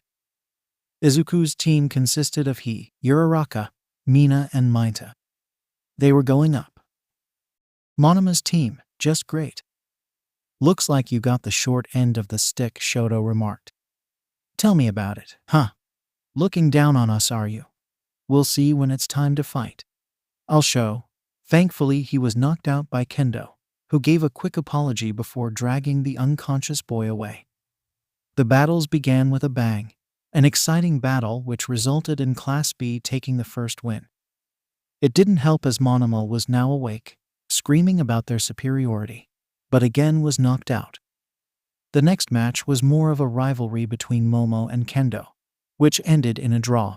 The other two matches ended in wins for Class 1A, with Bakugo's team completely washing their opponents with a perfect run. It was finally Izuku's turn, and he knew the opponent would try to single him out. In his team, he was the heavy hitter, so it was obvious who they would prioritize, and they had an extra man with Shinso. He was the most dangerous person on the opposition team, and they had to plan around not communicating through words. Match 5, begin. Both teams immediately rushed into the fight. Izuku had decided that splitting up was a surefire way to lose. Much like Bakugo's approach, they would just rush into an all-out brawl. The B team weren't expecting this, and were caught off guard, with Kodai immediately being trapped by Mainta's balls. They're just coming in like that, Monoma yelled in confusion. What kind of plan was that? It blew all his planning out the doors, and he hated improvising, but it was one of his greatest strengths. He had taken Shinso's brainwashing quirk, and 2 other quirks from his teammates. It would prove useful if someone were to talk to him. Class A had already taken that into consideration, and didn't want to take chances with the blonde copycat. Izuku had quickly knocked out another of the opposition members with a devastating combo, and Mainta stuck him to the wall. Monoma gritted his teeth. They were getting taken out so easily. In a span of few minutes, they had already lost 2 people. This sucks ass, he yelled, launching debris in all directions. Izuku was looking around for Shinso. He had to take him out if they wanted to win this without any problems. Much like Bakugo, he wanted a clean sweep, no questions asked. He flew up into the air, shocking the Class B students who had yet to find out this new development. Midoriya can fly. Damn it! This guy's always using a new trick. The blonde yelled in frustration. Izuku spotted Shinso from the air and blasted towards him. But it was a trap apparently. Yanagi and Monoma had set a trap in case Izuku would find a way to Shinso. He was surrounded from all sides, and Monoma cackled in delight. Let's see how your flight helps you now. They got me. But this isn't over. Shinso was getting away, and it would be hard finding him. With the time remaining, they would end up tying in a draw. Izuku's eyes glowed green for an instant, And all of a sudden, huge black tendrils shot out in all directions, latching onto every member of the opposing team. What the hell is this? How many quirks do you freaking have? Monoma yelled. That was the exact same reaction as everyone else. Izuku had just learned he could fly not even a month ago. And now this? Aizawa. What the hell is that? You never gave info on that. Vlad King yelled. Because I never knew he could do that. I don't know what's going on with the kid. I'm just as shocked as you are. The man explained. All Might watched in shock. That was another of the previous user's quirks. With the new ability, he had captured and knocked out all of the opponents, leading his team to a clean sweep victory. Dude, what even are you? How many quirks do you have, man? Kirishima asked as Izuku landed where the students had gathered. Sorry. I'm just as confused as you are. He really didn't have an answer for the questions hurled at him. All Might gave him a nod and walked away. They would need to talk about this later. The day ended with class winning by 3-1. Good work on not going crazy back there, kid. I'm impressed. Izuku turned to the source of the voice, seeing a bald man floating beside him. His eyes widened. You're another past user. Banjo Dagoro is the name. Nice to meet ya / after school / The classes were both done with their battles for the day, and most of the attention was on Izuku. Everyone wanted to know what the hell he just pulled back there. Bakugo was foaming in the mouth with jealousy that his rival was leaving him behind. It was a bit too much for the boy to handle, not exactly being a social butterfly. His ears twitched hearing a familiar sound. Something was coming at them and fast. By now, he already knew what, or who that was in this case, and as if on autopilot spun round and plucked his flying senpai out of the air, giving her a scolding look. You can't use your quirk on school grounds without permission. Nejire paid no attention to his words and bombarded him with a barrage of questions, not even letting him answer her. Finally, he had enough and put his hand over her mouth, shushing her.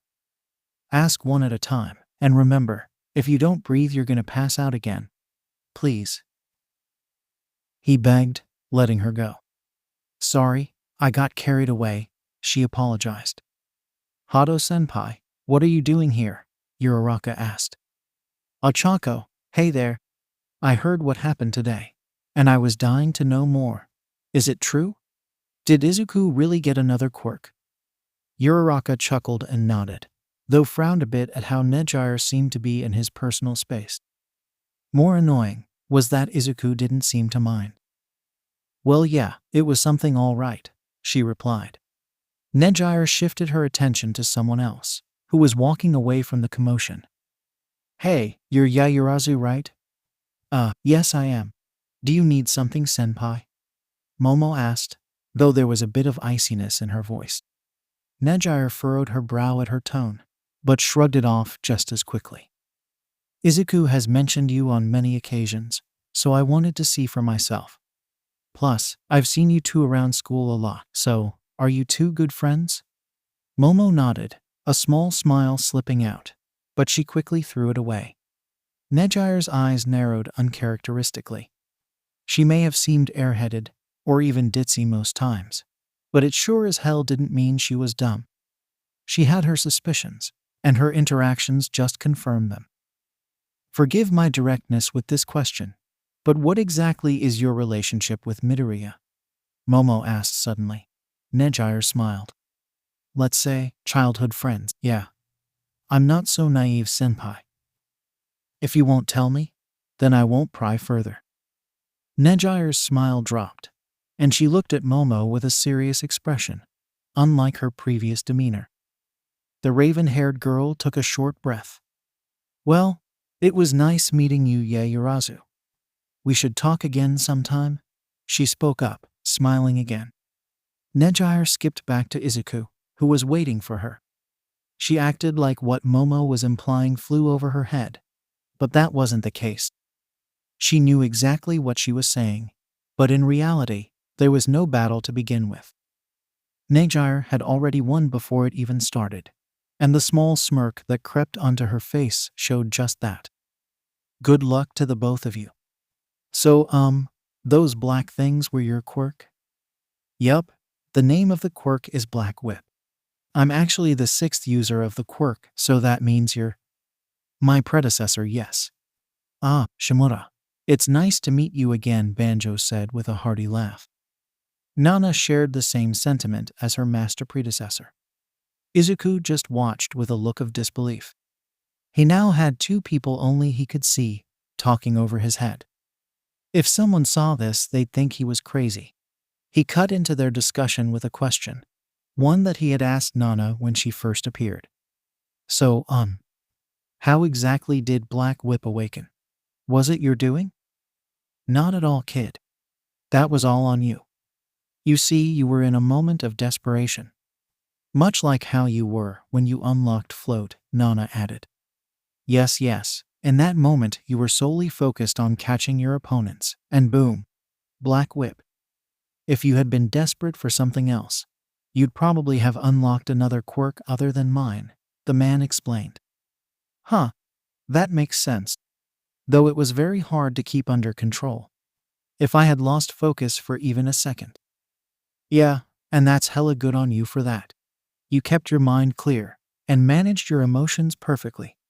I'd say it was a successful awakening. Yeah, he's a fast learner all right, Nana added with a small smile. You might be helpful, but you can be pretty ambiguous in your instructions, Izuku grumbled.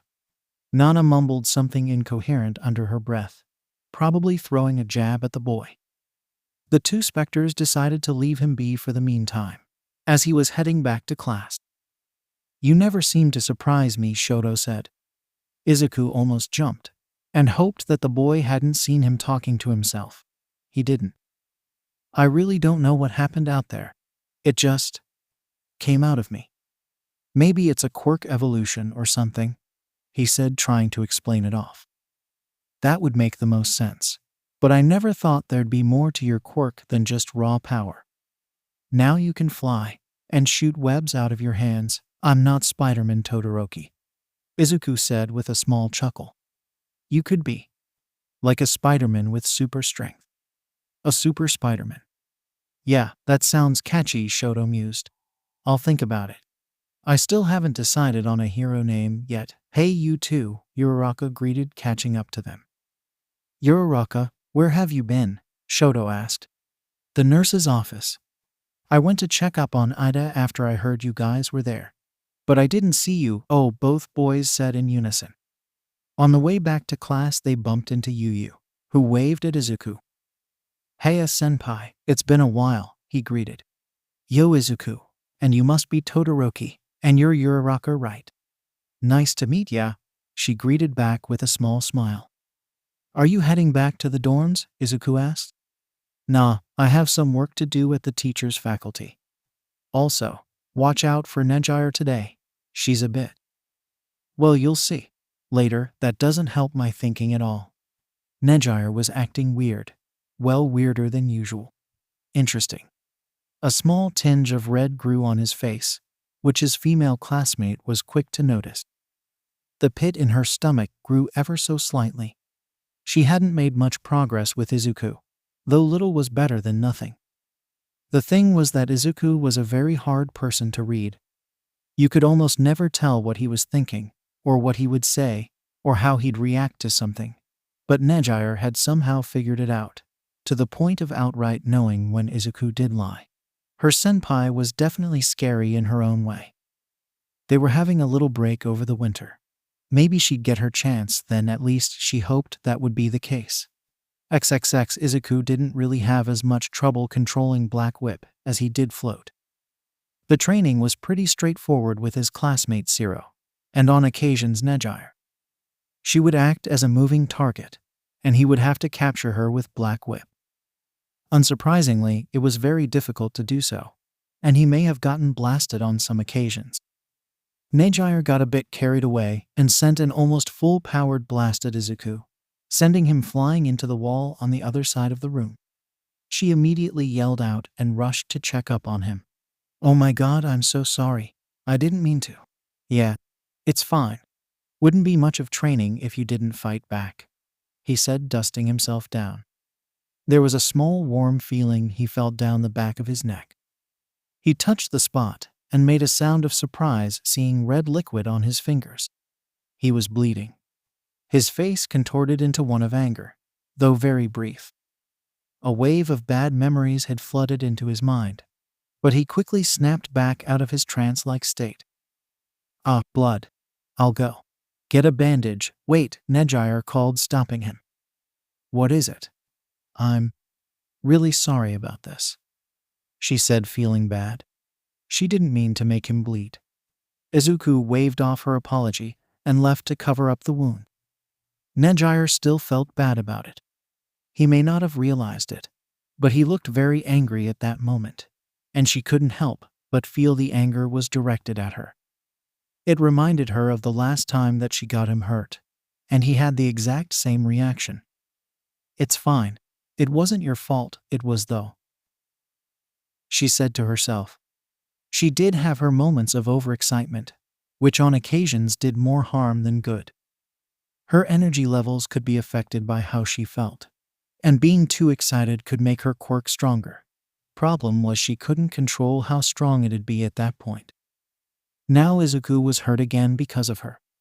It didn't sound like something someone should beat themselves over, but it was a big deal for her. She sat down glumly, the memory of what happened last time playing in her mind. The two kids were in the infirmary, with both their mothers present, and Izuku sitting upright on the hospital bed. Auntie and Co. I'm really sorry. It was all my fault. I should have looked where I was using my quirk. Now Izuku's hurt because of me, the blue-haired girl apologized, looking very downcast. Inko rubbed the girl's back, comforting her. She did seem like she took it pretty hard. It's okay, Nejire-chan. Accidents happen, yeah. It was out of your control. I can't blame you if your quirk tweaked out. We'll just be careful next time, Izuku added with a small smile. Masumi face-palmed, though it was actually to hide the smirk that she wore. Now wasn't the time to bring up something like that, but she couldn't help but to dwell on the thought. Izuku was really a sweet boy, and you'll have to learn to keep your emotions in check, Nejire. You don't want to hurt anyone else by accident again, do you? Nejire replied to her mother's question with a shake of her head. She wouldn't hurt anyone with her quirk again unless they deserved it. Then that's that. If you train hard enough, you'll be able to use your quirk without losing control, and you'll be the best hero out there. Don't worry, Nejire. I'm rooting for you, Izuku said to encourage her. The girl wrapped him in a tight hug and let out a few tears. I promise I'll become better with my quirk. I'll train super hard and become super strong. You feeling better now? Izuku asked. Yeah, much better. Oh, Izuku, you're spoiling her too much. Don't you want to get back at her? Even just a little? Masumi asked with a teasing tone. No, not really. Should I? The boy asked, confused. She had done what she said. Nejire trained her ass off, more than what people would think she did. She became a student at UA and earned the title as one of the strongest students in the school. Her quirk was powerful, but it was the promise she made to herself and to Izuku that pushed her to become stronger. But then she went ahead and got him hurt. Again. On the outside, he ran into Momo, who was also heading towards the nurse's office. She noticed the small trail of blood and asked what happened, trailing a finger over the line of red on his neck. Izuku jumped back in slight surprise. It's just a minor wound. I was training, he explained. Ah, I see, she replied with a nod of understanding. Hey Yaoyorozu, yes? I know this may seem a bit weird to ask, but how do you know you're in love with someone? Momo stopped and gave him a look of surprise. Why was he suddenly asking such a question? And to her of all people? Surely there were better sources for an answer, right? Yeah, never mind that question, the boy apologized, realizing that it may have been a bit much for her to answer. No, I don't mind answering, but why ask me? I think Ishido would be a much better source for an answer. Izuku immediately shook his head, disagreeing with her reply. Ashido is the last person I would ask this question. You know how she gets, and I'm not keen on her stalking me every day, he said with a small chuckle. I suppose you have a point there. So to answer your question, she began, but paused to think about what she was going to say. I can honestly only answer you from my personal experience with said emotion, so it may seem ambiguous. Do you like someone? Izuku asked, surprised. He didn't expect her of all people to harbor such an emotion, or at least not admit it so easily. Yes, I do. Unfortunately, my feelings haven't really gotten to the person in question, she said, taking a short glance at him. Oh, sorry about that. I hope they do eventually. I don't quite think so, Midoriya. Don't give me such hope. XXX ring. Finally, it's over. We're free. Settle down. We're still in school premises. Oh, chill out, Ida. The last class of the year had just concluded. It had been an exhausting 2 weeks for them, having to take their exams and all. The likes of Todoroki and Bakugo had now gotten their provisional hero licenses, which made both boys happy that they had caught up to the class. Over this time, Izuku did notice one thing. Nejire had stopped following him around as often. He had come to like her company, and having her absent was definitely a strange feeling for him. She always seemed to dodge him. At one point ran away when he approached her. Was it because of his bump? He had told her not to worry about it. Apparently she still did. He wasn't mad at her. He couldn't be. Izuku made up his mind to clear it all out before their Christmas party. And if it meant he'd take the initiative, or have to do something out of character for his reserved self, then so be it. He didn't even wait for his classmates, who wondered where on earth he was going to with such urgency. As he reached the third-year class, he stopped at the door. Here he was, only a door standing between he and his senpai. Izuku? He turned, hearing the familiar voice of Yu, and greeted. Hey there, senpai. Have you seen Nejire? Nejire was just behind him, about to sneak off. Nah, haven't seen her since she left class, the girl answered. But she motioned behind him with a small gesture. Izuku seemed to get the message and sharply turned, just as Nejire went round the corner. Thanks, senpai. I owe you one. The girl chuckled as Izuku ran after her friend. Nejire didn't run far, but chose to hide. She didn't pick the best spot, because Izuku tapped her shoulder from behind. What are you hiding from? Gah! Izuku stood in front of her with a somewhat serious look on his face, which made her look down shyly. Nejire, are you avoiding me? He asked after a moment of silence. She looked at him, trying to bring herself to lie. But she couldn't and just nodded slowly. Is it because of what happened? She nodded again. I heard, Izuku, because I got carried away. Not the first time it's happened either, she said, directing the last part at herself. Izuku couldn't help but chuckle a bit. Was she really beating herself up because of something that trivial? He heard himself way worse training with all might. You're such a child, you know, he said. Hey, I'm being serious about this. You can't just let it go like that, she cut back. So what you're saying is, you want me to punish you? Izuku asked as he stopped chuckling. Well, why, yeah. Massages. Are you serious? Izuku surprised her by taking her hand and leading her away from the small crowd that was gathering around them. He stopped when they were alone again and turned to her. Okay, so your punishment. Weirdly enough, she looked more content now than she did a moment ago. Was she a mosso?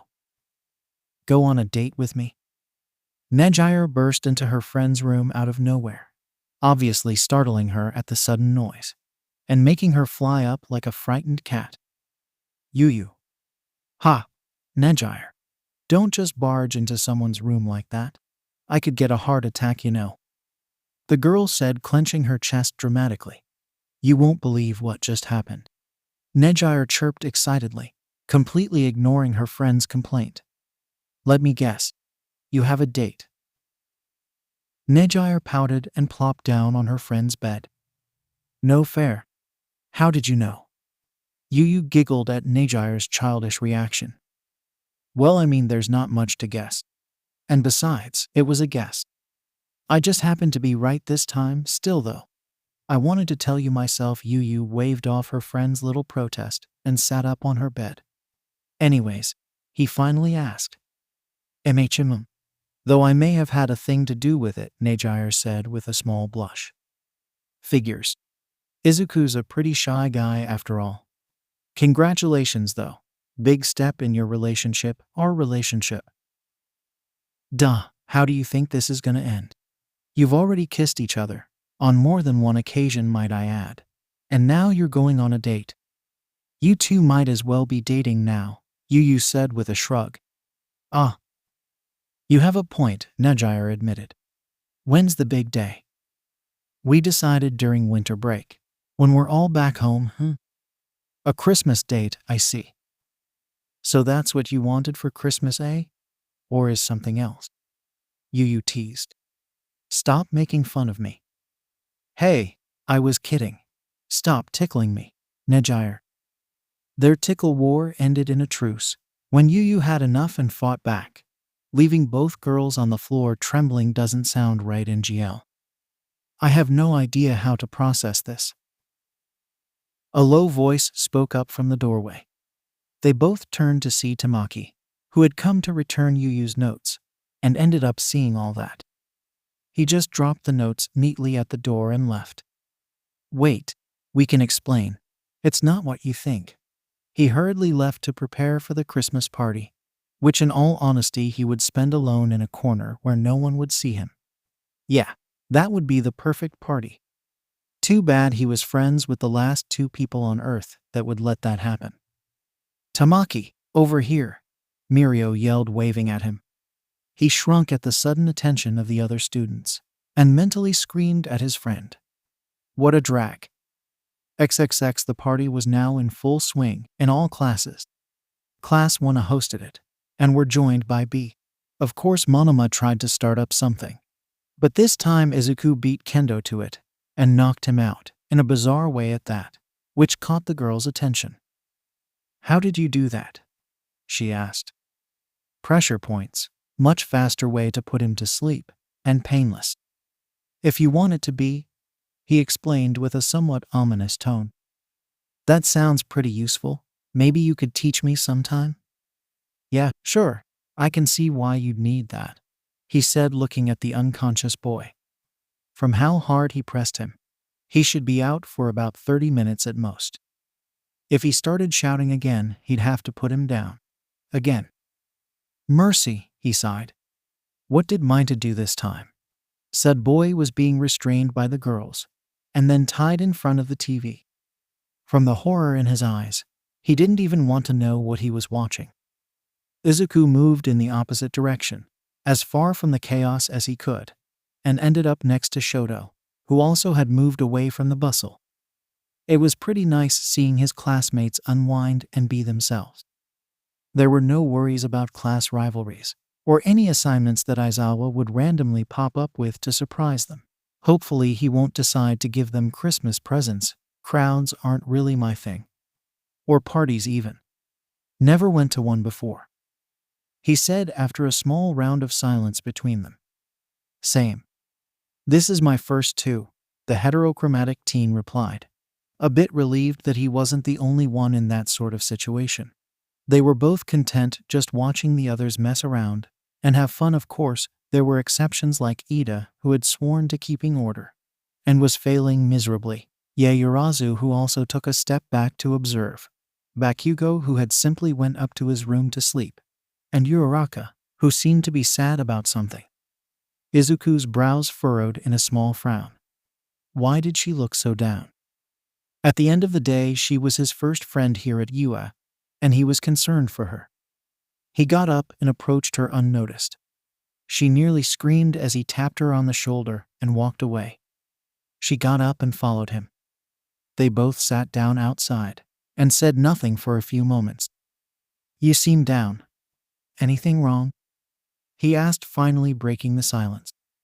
Uraraka took a few moments to collect her thoughts. Honestly, I don't really know. Maybe this was a perfect opportunity to tell him how she had been feeling.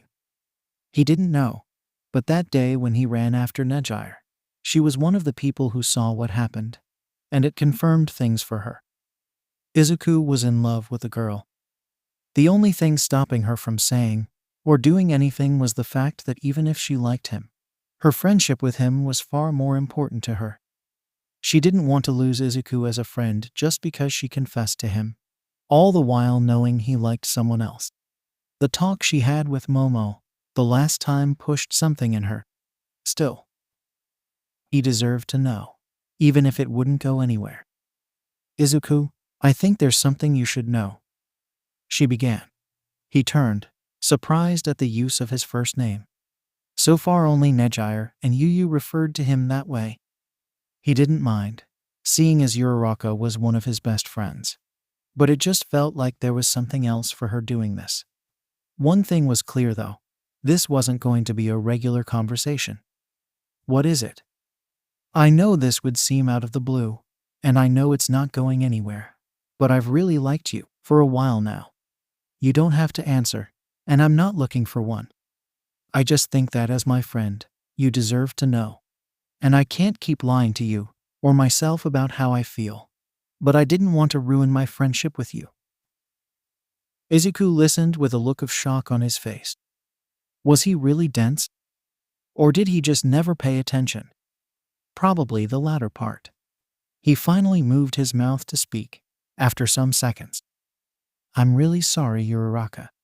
But I know. You like someone else, she finished for him. He looked down feeling guilty, and bad that he made her to cry. But unfortunately, there was nothing he could do right now. She softly pushed him on the shoulder, regaining his attention. You shouldn't feel guilty. I'm just glad you didn't run off, she admitted with a sigh of relief. The last thing she wanted was to lose him as a friend. Well, it's the least I could do for you. Running away won't change anything. Plus, I'd be a huge jerk if I did that. Despite everything, you're still one of my best friends. And things shouldn't change just because of this. So don't worry, I'm not going anywhere, just for today, he said with a small smile. Uraraka rested her head on his shoulder, feeling much better. The weight had been lifted off her, and she was happy that she had let it all out. Izuku didn't do anything. He didn't like Uraraka in a romantic sense, but he would keep to his word and give her the closure she needed. He would be the Izuku she wanted him to be. Just this once. Just at the door, someone else watched all this go down unnoticed, and softly closed the door behind her, leaning against it with a heavy sigh. Honestly, she was conflicted. One part of her sad for her friend, but another part selfishly relieved that her confession turned out this way. In truth, she always knew it would. But she wasn't someone to fight head-on in matters like this. All her deliberate encouragement and support, and pushing her friend, no confessing how she felt, was all for this moment, and with that, one less person to compete with. It was terrible of her as a friend, but again, she never claimed to be a saint either. It was the truth. She wasn't a person who fought fairly, and she had come to terms with who she was. Sorry it's come to this, Uraraka. But you left me no other choice. XXX BZZT. BZZT. BZZT. Ugh. What time is it? A sleepy Izuku asked as he put his hand out, stopping the ringing of his alarm clock. He was wrapped up in his blanket, and quite enjoyed the warmth. His phone kept buzzing, which annoyed him, and prompted him to pick it up to see what was causing it to disrupt his peaceful morning. It was a notification. The 24th of December. Date with Nejire, shit, thud. Oh, he groaned in pain, rubbing the back of his head. How could he even forget? And sure enough, Nejire had spammed him with reminders. She seemed more excited about this than he was. That was not the case. He already had whatever he was wearing prepared and hung out the night before. As embarrassing as that sounded, he would never tell Nejire about that though. His mother opened the door to his room, to see him on the floor in a weird position. Honey, "What are you doing?" she asked with a raised eyebrow. I fell down, and I thought I might do some yoga while I'm down here," he explained, turning his predicament into a yoga position. 𝗵𝗃 chuckled, impressed at how quickly he had come up with that, and left him be. He had a date to get ready for, which he had been telling her about for the past week, and surprise, surprise, it was with Nejire. 𝗵𝗃 and Masumi watched over the two kids at the park as they ran around playing. They had become very good friends as a result of their two children, and stifled a laugh when Nejire tripped and fell, but was caught by Izuku. "Are you okay?" "Why, yeah. I'm fine, Izuku," the girl said with a small blush. Both moms noticed this little interaction and chuckled. Masumi, being the teaser among them, threw one their way. "You two are so adorable together. You're kind of like a couple, you know," she said with a small smirk. "Mom?" Izuku tilted his head in confusion. What did she mean by that? Couple? Us?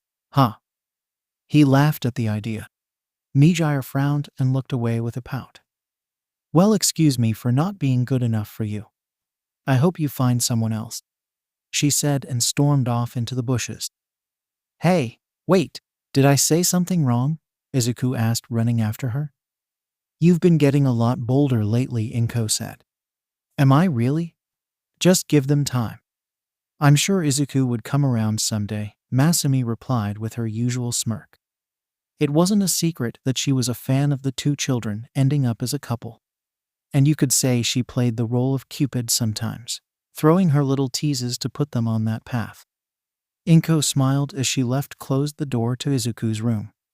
"Guess you were right, Masumi / few hours later / oh no, I hope I'm not too early. Wouldn't it seem desperate if I'm here an entire 30 minutes early? I should have listened to Mom and stayed home. Now I'm gonna stick out like a sore thumb." Nejire mentally scolded herself for arriving too early. She was supposed to meet up with Izuku at 10, and this was 9:30. Might as well sit down.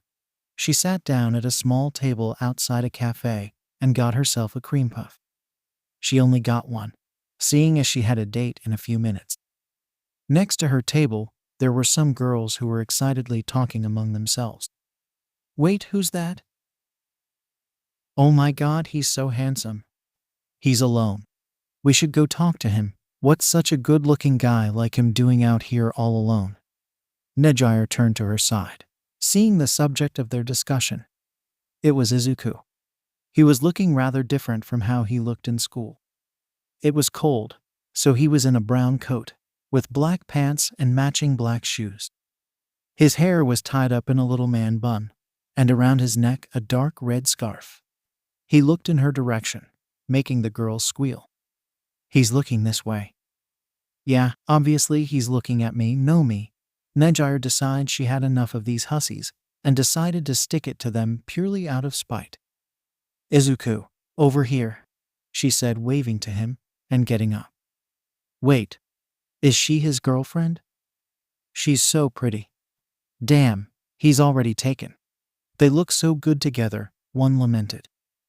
Nejire clung to Izuku's arm, and shot a menacing glare towards the girls, who yelped in fright. Her eyes gave only one message, which seemed to pass on telepathically to them. "Never. Try this. Again, did they do something wrong?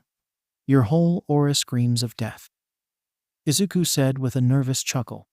Her demeanor did a complete 180 as she smiled sweetly at him. "No need to worry about it, Izuku. I was just setting things straight." He wasn't too sure about her response, but didn't pry any further. She had her reasons for doing so. He would have planned out their day, but Nejire decided against it, and he understood her reason. She was a very spontaneous person by nature, and went along with whatever came to her mind. He was prepared to be dragged along everywhere, and he was. It was pretty fun though, even if it was a bit tiring. He just wanted to spend time with Nejire. "These are so yummy. Where'd you find this place?" "It was my mom, actually. She recommended it." "I'm happy you like it." Nejire took a bite out of her crepe and pushed it towards Izuku. "Here, try it. I already have one."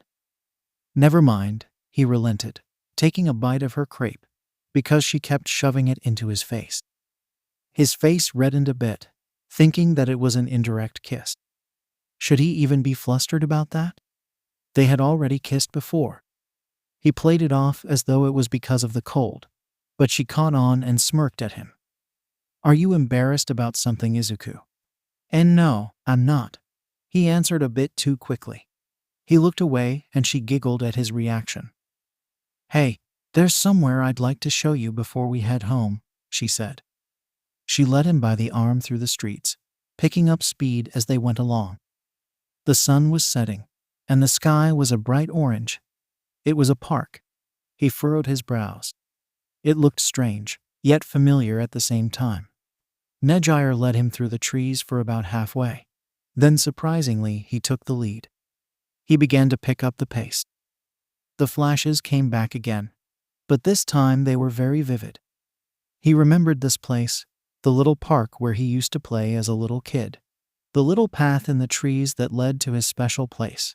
It was coming back little by little. I come here to be alone. To get away from everything. Looks like the loser found his fortress of solitude. Ha! Let's go, guys. We don't need Deku anymore. Hey. Are you lost too? My name is Nejire. Nejire Hado. Nejire. He whispered, looking down at his reflection. He finally stopped running and looked down at the little stream of water trickling below him. The memories came back, all the years he had forgotten. The tears came pouring out. Nejire had caught up to him and smiled softly. I'm sorry, he said in between sobs. For what? I'm really sorry. For forgetting you. For forgetting everything. Please forgive me, Nejire. She gently hugged him from behind, comforting him. It's fine. It's fine, Izuku. It's okay. They sat down in front of the stream in a comfortable silence. Izuku spoke up again, his voice no longer warbly with tears. I can't help but feel bad, you know. Knowing that you've known this all this time, and how I've been completely oblivious. Nejire wiped the tears from his eyes and smiled at him sweetly. I said it before, and I'll say it again. Don't feel bad about it. It was completely out of our control, she said, squeezing his hand softly. I think I get it now. Get what? Our promise. Back then I was confused about it, but now I know what it means. You do, huh? That's good. While it was sad that you forgot, I'm happy that I got the chance to make you fall for me all over again, she said with a smug smile. You just assumed I fell for you? Am I wrong? Izuku laughed a bit. I guess you're right. I'm glad I got to fall in love with you all over again. They both leaned in and kissed softly, then pulled away. Nejire pinched his cheeks. So what now? She asked. Well, we're back together now, and I promise you, I'm not going anywhere again. Yeah, I'm counting on that. Nejire finished. It's already dark. I'll walk you home, he said, helping her up and cleaning the tears in his eyes. Nejire cocked her head in surprise and concern for the boy. Really? You just had a lot hit you all of a sudden, though. Yeah, I'm sure of it. After such a long time of being in the dark, having random dreams, it all came back to him. He was whole again, or at least in this case. There were probably some things he didn't remember, but he remembered the most important thing. His promise with the girl he loved. Izuku, when we meet again, let's be together forever. Yeah, we'll be together forever. Summer break, the peak of heat in the country. While it was bothersome, others saw a brighter side to the harsh, relentless sun. Izuku was happily shut in his room, air conditioning on full blast, his lights off, his gaming console functioning perfectly. It was heaven for a nerd like him. He could stay in his room shut in all day, and no one would bother him. Well, that was what he would have said, if not for some people he knew. Few weeks ago, they had just been in a war that turned society upside down and had cost billions in worth of damage. He specifically had fought in a life and death battle with Shigaraki, and eventually won out. He really needed the rest time, and playing games in his room was the best way to recover and relax himself. His phone kept buzzing with notifications, and honestly, he was pretty scared to check the messages. Izuku could guess what was going down, judging from how frequently his phone would vibrate. It threw him off his game a bit, and he didn't want that. He was in a very serious ranked match in an official competition. Izuku was one of the top 3 best players of that game in the entire country, and right now he was losing ground because of the minor distractions. A message popped on his TV screen from his teammate. "Sandman, dude, what's going on? You've been off pace." He sighed as the game finished. Luckily his team won, albeit barely. He had definitely lost some ground in the rankings, but shouldn't be enough to displace him. He finally decided to check and see what the buzz was about. "Huh. A group chat," he said as he saw the notification on his phone screen. "Mirio, we'll be at the train station in 20 minutes. Hiya. Sure, sounds good, Tamaki. Can't I just stay at home? Mirio/Haya/Nejire/others. No, you're coming. Tamaki. Middle finger Mirio. I'm coming over to get you, Tamaki. You're not escaping this time, Nejire. Izuku hasn't said anything yet. Is he offline? Izuku. I'm here. Nejire. Yay. Give me a sec. Her name popped up on the screen. She had sent him a private message. Nejire. I know you're probably hauled up in your room playing games with Dad, but today you're going out. No ifs, ands, or buts. Get ready and meet us at the train station in 20 minutes, Izuku. I don't even get to have a say. Nejire. Of course not. If you did, then you'd never leave your room. Now get ready, Kay. I'm looking forward to spending the day with you. Izuku sighed. It definitely wasn't what he was planning on doing, but he couldn't say no to Nejire. Yes, she always got her way with him. Maybe he was spoiling her too much. Might as well get ready, he said to himself. Since it was a beach day, he didn't put effort at all into what he wore. A simple beach shirt and shorts, a medium-sized backpack, and his sun hat. And shades. Yeah, he would need them. Maybe a pair for Tamaki too. His mom had already left the house for the day. She said she was visiting a friend of hers the next city away, so he had the day to himself. Izuku decided to walk to the train station to kill off more time. He was sure he'd run into some of his classmates at some point. It was summer break after all. He arrived there just as the last people did, which was the pair of Mirio and Tamaki. Izuku noticed that it was mainly the newly graduated third-year students, which made him slightly nervous. He hadn't talked really to any of them with the exception of the usual 4. Yo, Midoriya, it's good to see you here, Mirio greeted. Hey, Tamaki also greeted, albeit with a sigh of acceptance. Yeah, you guys didn't really give me much of a choice, Izuku said with a small chuckle. Izuku, over here, Nejire called. He waved at the girl who happily skipped over to him, immediately snatching his shades. Hey, I was. Never mind. You can have them. Ah, incognito. Nice plan, Tamaki said with a small nod. Izuku handed him the other pair, surprising the blue-haired teen. You can have these. I thought you might need them, being in the sun and all. You're a lifesaver, Midoriya, Tamaki said, slipping them on, and immediately felt more comfortable. What are we waiting for? Let's go already, Nejire said excitedly. Izuku felt another presence beside him, and turned to see another person standing next to him. The guy was just slightly taller than Izuku, and had bright red hair. I've heard a lot about you, Midoriya. I'm Ken Sabito, he said, extending his hand. Izuku accepted the handshake and smiled a bit. It's nice to meet you, he said politely. You're the first year that swept Nejire off her feet, eh? I can see why, Tilda, another girl said as she winked at Izuku, who shuddered. It felt weird, very weird, especially because her eyelashes were ridiculously long. The train ride was relatively peaceful, If you could ignore the noise the others were making, talking about what they would do, or how the ocean would feel in heat like this. Izuku got a text from his gaming partner, 𝗂𝗵𝗲 Mr. Hado, heard you guys are heading out to the beach. Have fun, and watch out for Nejire. Also, there's this group of kids who think they're hot stuff. When you're back, let's shove 'em down a couple pegs. Izuku chuckled. Mr. Hado could definitely be mean when he wanted to, especially to noobs who were getting too cocky for their own good. At some point his game name was Noob Slayer. Izuku, okay. I'll make sure to do that. He almost jumped out of his seat when he felt a hand on his face. It was Nejire, and she pinched his cheek playfully to gain his attention. Watcha up to Izuku? She asked. It's nothing much. Just game stuff, he explained. Nejire nodded. She knew about his whole secret gaming career, and that he was in league with her dad. Actually, he was the one who got Izuku into games, and she wouldn't lie, she got jealous of how well they seemed to get along.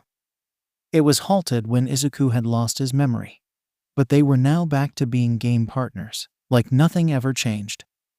We're finally here, one of them said as the train slowed down to a halt.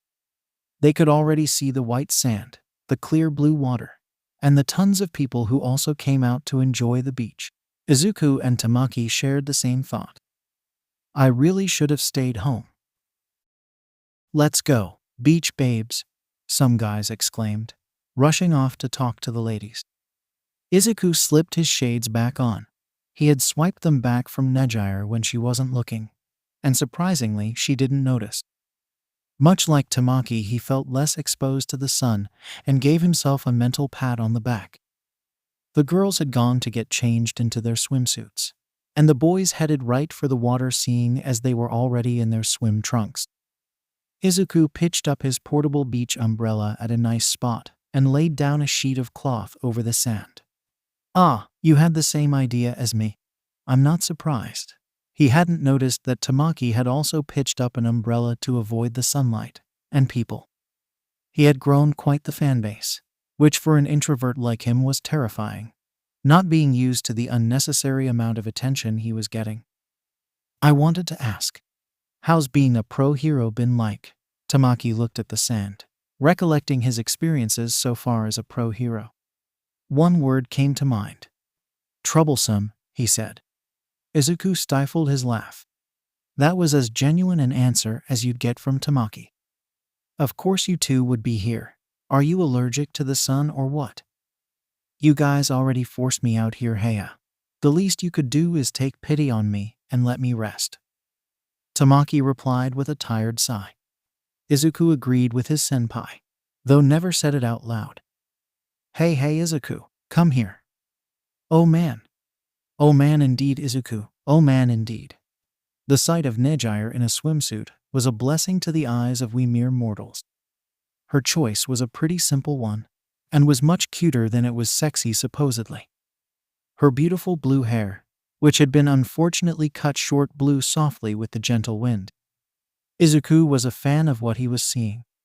How lucky of a bastard was he to have such an adorable girlfriend. Tamaki gasped in exasperation and slightly amused betrayal as Izuku got up with newfound energy and stomped towards his girlfriend. Yu giggled at his reaction. Izuku, what's wrong? You got this intense look in your eyes, the girl queried, tilting her head as he stopped in front of her.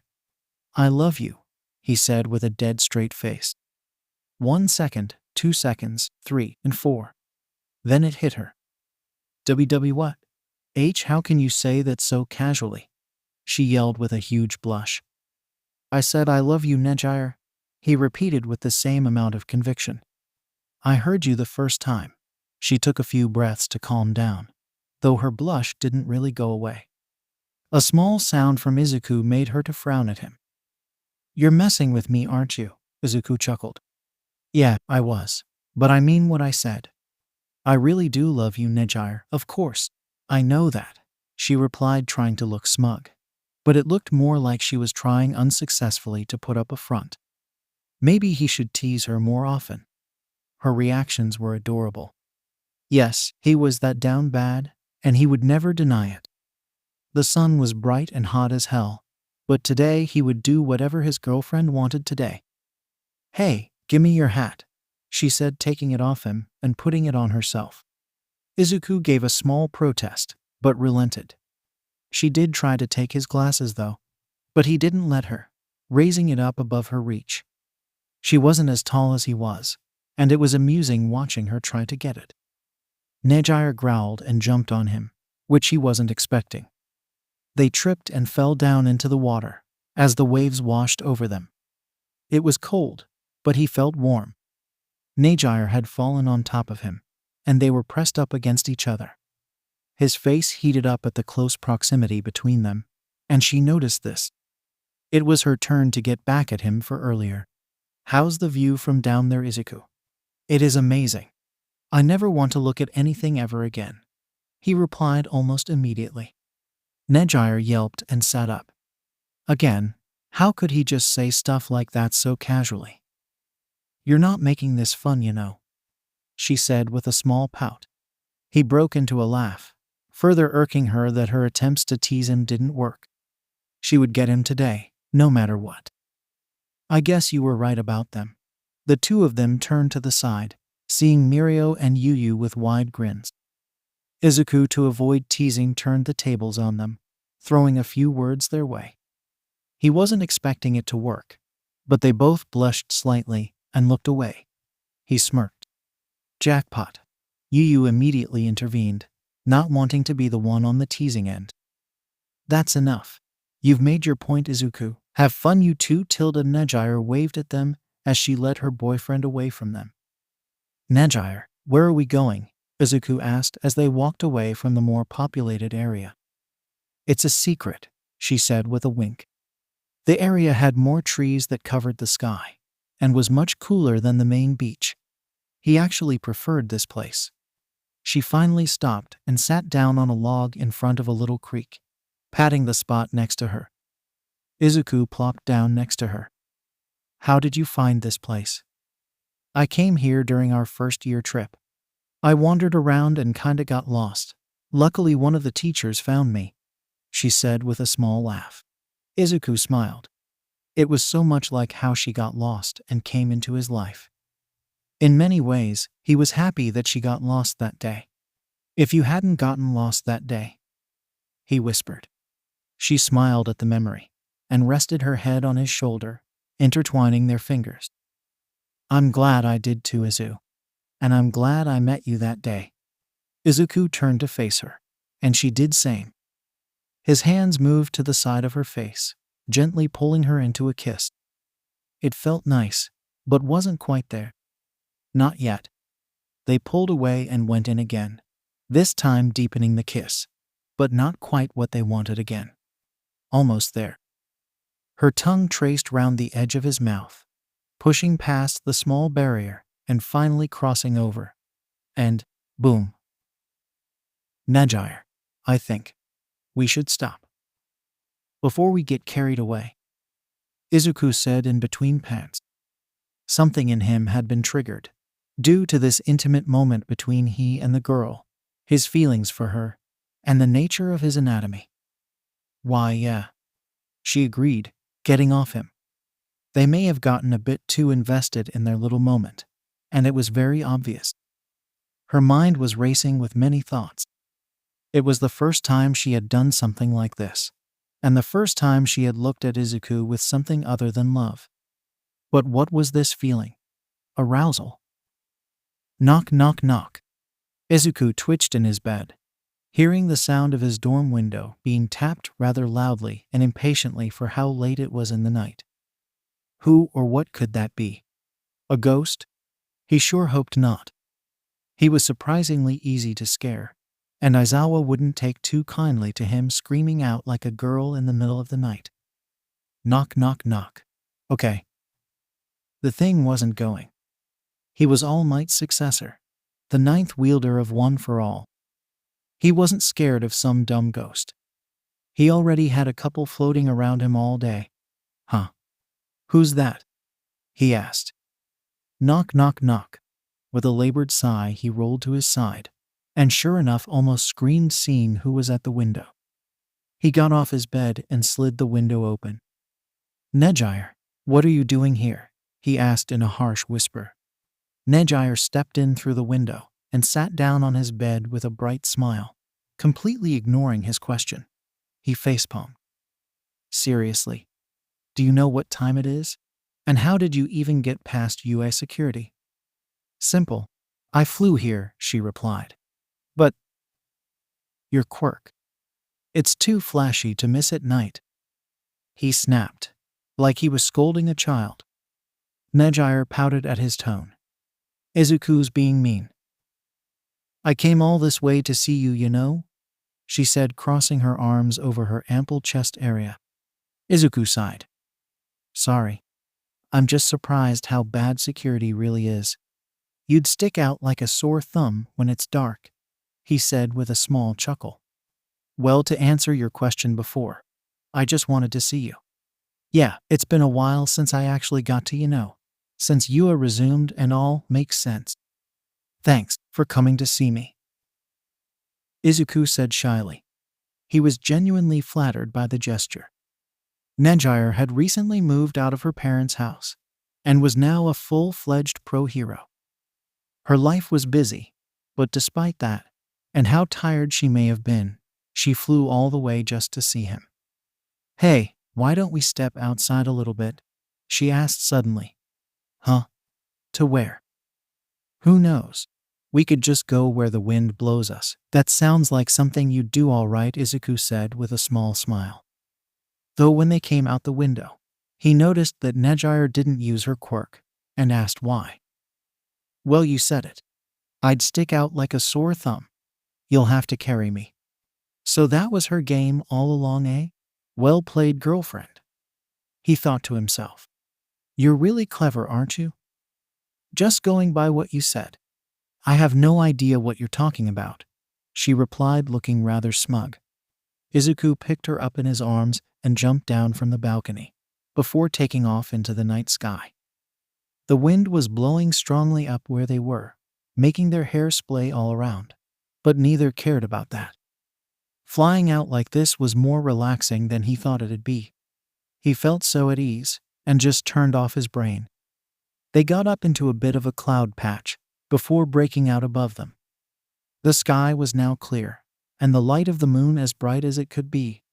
He smiled, looking down. He couldn't see a damn thing. Nejire leapt out of his arms and floated gently beside him. "Hey Izuku, do you know how to dance?" He furrowed his brows. "Not really. I never did take it seriously," he said with a small chuckle. "Don't worry. I'll lead the way.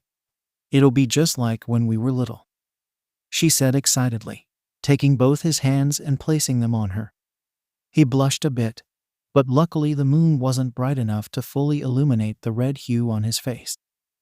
"Okay, just relax, and follow my movements, Kay?" He nodded slowly in response. Gently, she led him through the motions in a slow and deliberate waltz. She giggled. "Kinda weird without the music." "Yeah." They spun and twirled around in the air, the bright golden shimmers from Nejire's quirk, and the green sparks from Izuku lighting up the air in a dance of their own. One gentle and subtle, the other violent and erratic. Vastly contrasting, but beautifully entangled all the same. Izuku lifted her up into his arms again, pulling her in for a gentle kiss under the moonlight, ending their waltz. "You're a fast learner," she said with a smile. "You're a great teacher." Nejire took his hand and started off in a certain direction. Izuku followed her, as they broke out back under the clouds and over the beautifully illuminated city. Thousands of lights shone in the night, as if they were stars of their own. "I'm kinda tempted to being a nighttime hero now," Izuku admitted. "Yeah, but too bad for me. Villains would see me coming a mile away," Nejire joked. They landed on one of the tallest buildings in the city, and sat down on the ledge. Unlike how it was way up, the breeze blew gently, which was a pleasant change. "So, how's being a hero like?" Izuku asked. Nejire leaned into him and sighed. Her smile dropped a bit, and he noticed. "It's tiring, honestly." I never knew heroes went through so much stuff. Did something happen? His girlfriend nodded softly and was silent for some seconds, then spoke up again. I just realized that I'm still a rookie. I've made quite a few mistakes here and there. Luckily, they haven't done any major damage. My head's just always on my friends, you know. I really miss them. Sure, we get to see each other once in a while, but it's nowhere near what I would like. Mirio's always busy, Tamaki same. Yu is in another part of the country. I can't help but feel like everyone's slowly drifting away because of responsibilities. But again, that's life, right? Izuku listened to her little rant, and now understood why she came to see him. He felt for her. All of her close friends were now going on their own paths, and she was right. Such was life. It's kinda weird seeing you all glum like this, Izuku said after a while. But I get it. Still, it won't change the fact that they're still your friends. That will never change. I will help in my own way though. So whenever you feel lonely, just call. Even if it's in the middle of the night, I'll come to you, okay? Isn't that going to be stressful for you? You have a lot on your plate, Izuku? No. You're my girlfriend. It's my duty to keep you happy, even if I have to sneak out of school, he said with a laugh. Okay. But if I notice your grades get lower, it's off, deal? You sound like my mom right now. Deal. Nejire got up feeling a lot better after that talk with Izuku. I'll race you to school, she said, leaping off the edge of the building. Seriously, do you always do this? He yelled, jumping off after her. Nejire kinda lied about it being a race to school. They just glided over the city and ended up in a ramen shop. The elderly man beamed at the girl as she pushed past the curtains with Izuku walking in behind her. Hey old man 𝗬𝗨, she greeted. Nejire-chan, it's good to see you. Oh, and I see you brought a guest, he said, looking back at Izuku, who greeted him. Ah, so you're the Izuku Midoriya. I must thank you personally for what you did for all of us back then. Never did get to see you in person. You're pretty elusive, you know, the man said with a laugh. Nejire sat down and patted the spot next to her. Izuku also sat down, feeling a bit shy that the man recognized him. He wasn't yet used to all the attention he had been getting lately, and generally avoided it. Luckily, he was friends with both Shoto and Bakugo, the latter being one to grab attention. Nejire, you'll be getting the usual, right? And what will young Midoriya be getting? I'll get the same as her, Izuku replied. 𝗬𝗨 gave him a slightly worried look. That's not really advisable, young man. Nejire-chan over here may not look like it, but she's a black hole. Most people would enter a food coma if they are what she does. Izuku shuddered at the thought. Oh, okay, then just scale it down, calm right up. A thought hit him, and he checked his phone for a certain picture. Wait. He looked back at 𝗬𝗨, who gave him a knowing smile. I know what you're thinking, kid. Coincidences can be scary, he said with a wink. Now way. This was the same 𝗬𝗨 from Naru. Here's your ramen.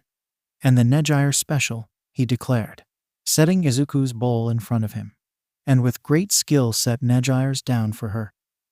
Izuku's eyes nearly popped out of their sockets at the obscene amount of food she had gotten. 𝗬𝗨 wasn't joking about what he said. He had even completely forgotten about the possible universe-jumping ramen chef. It was delicious, and he was done before he knew it. Scarily enough, so was his girlfriend. He didn't know where all that food even went to. I'm full, she said, arching backwards, and Izuku looked away. Never mind that. Because we have a special guest. Today's meal is on the house, 𝗬𝗨 said with a small smile. Really? Thanks, Nejire said happily. Thank you. I'll be sure to drop by again, Izuku said, though with less energy than his girlfriend. I'll be waiting for you, Midoriya.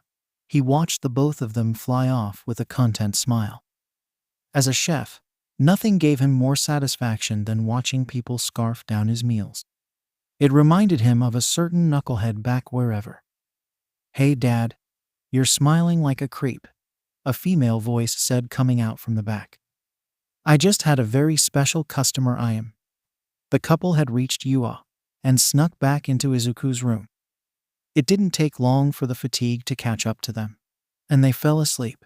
Nejire cuddled comfortable with her boyfriend, and forgetting that she was no longer a student. Knock, knock, knock. "Midoriya, open up." Both of them flew out of the bed in a panic. It was morning already. "Crap." Nejire yelped, diving behind the bed as Ida pushed open the door. "Good morning, Ada. Sorry, I was kinda lost in thought." "No worries. Actually, Mr. Aizawa was doing a checkup on each student's room to see if we're keeping the place intact.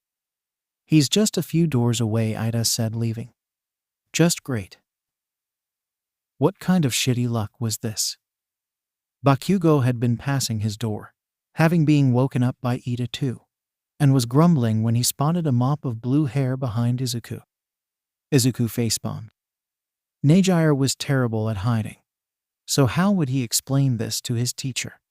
He had a panicked look on his face, and as Aizawa made his way towards his room, he had already made up his excuse. Boom. "Who the fuck left a Lego out here?" Bakugo suddenly yelled, releasing an explosion from his palms to get his teacher's attention. And it worked. Aizawa immediately spun round to glare at him, and the blonde looked over at her as if screaming for her to leave, which was Nejire's cue to get out. She jumped out the window and took off faster than the eye could see. "What was that about, Bakugo?" Aizawa asked with a frown. "I stepped on a Lego." "That doesn't give you the right to use your quirk. And in the dorms no less." "I won't warn you again," the man said, turning back to Izuku's room. The green-haired boy sighed in relief and looked back at his classmate, who looked back and walked away. "I owe you one." Another year, another winter break. It was now approaching Christmas again, and would mark a whole year since Izuku and Nejire had started dating. He was now looking forward to his final year at UA and graduating to being a full-fledged pro hero. By now, most of his classmates were already either sidekicks or already had a standing in the hero rankings. He was one of such, but wanted to really get out there and shoot up the ladder. He couldn't really say he was aiming for number one. His original goal had already been crossed off the list. He had also defeated All for One, so honestly, he didn't really have much to do anymore. But it didn't stop him from being excited about it. "Yuo?" He nearly jumped at the commotion downstairs and wondered what on earth was going on. It sounded like Kirishima, but what could make him yell like that? Well, a lot, but usually not that loud. "I guess I'll see what's up for myself." He came out of his room down to the common area and found out what the source of all the commotion was about. Apparently, Bakugo and Uraraka started dating, or that was what Kirishima accused them of, claiming he saw them walk into the dorms holding hands in the middle of his morning workout. Bakugo didn't exactly help the situation. Unlike Uraraka, he wasn't able to play it off, and was red-faced and screaming at the redhead, trying to look intimidating, but didn't quite hit the mark. He just confirmed their suspicions, if anything. Uraraka facepalmed. "Well, cat's out of the bag now." The blonde turned and locked eyes with Izuku, who gave him a small smirk. He immediately turned his attention to him, glaring at him. "Don't mess with me, Izuku, and don't tell Mom about this," he said, the latter part in a lower tone. "Wouldn't dream of it," Izuku replied, raising his hands up in submission. Bakugo muttered something to himself and left, face in his hands. "Congratulations, Uraraka. I'm happy for you," Izuku said to his female friend.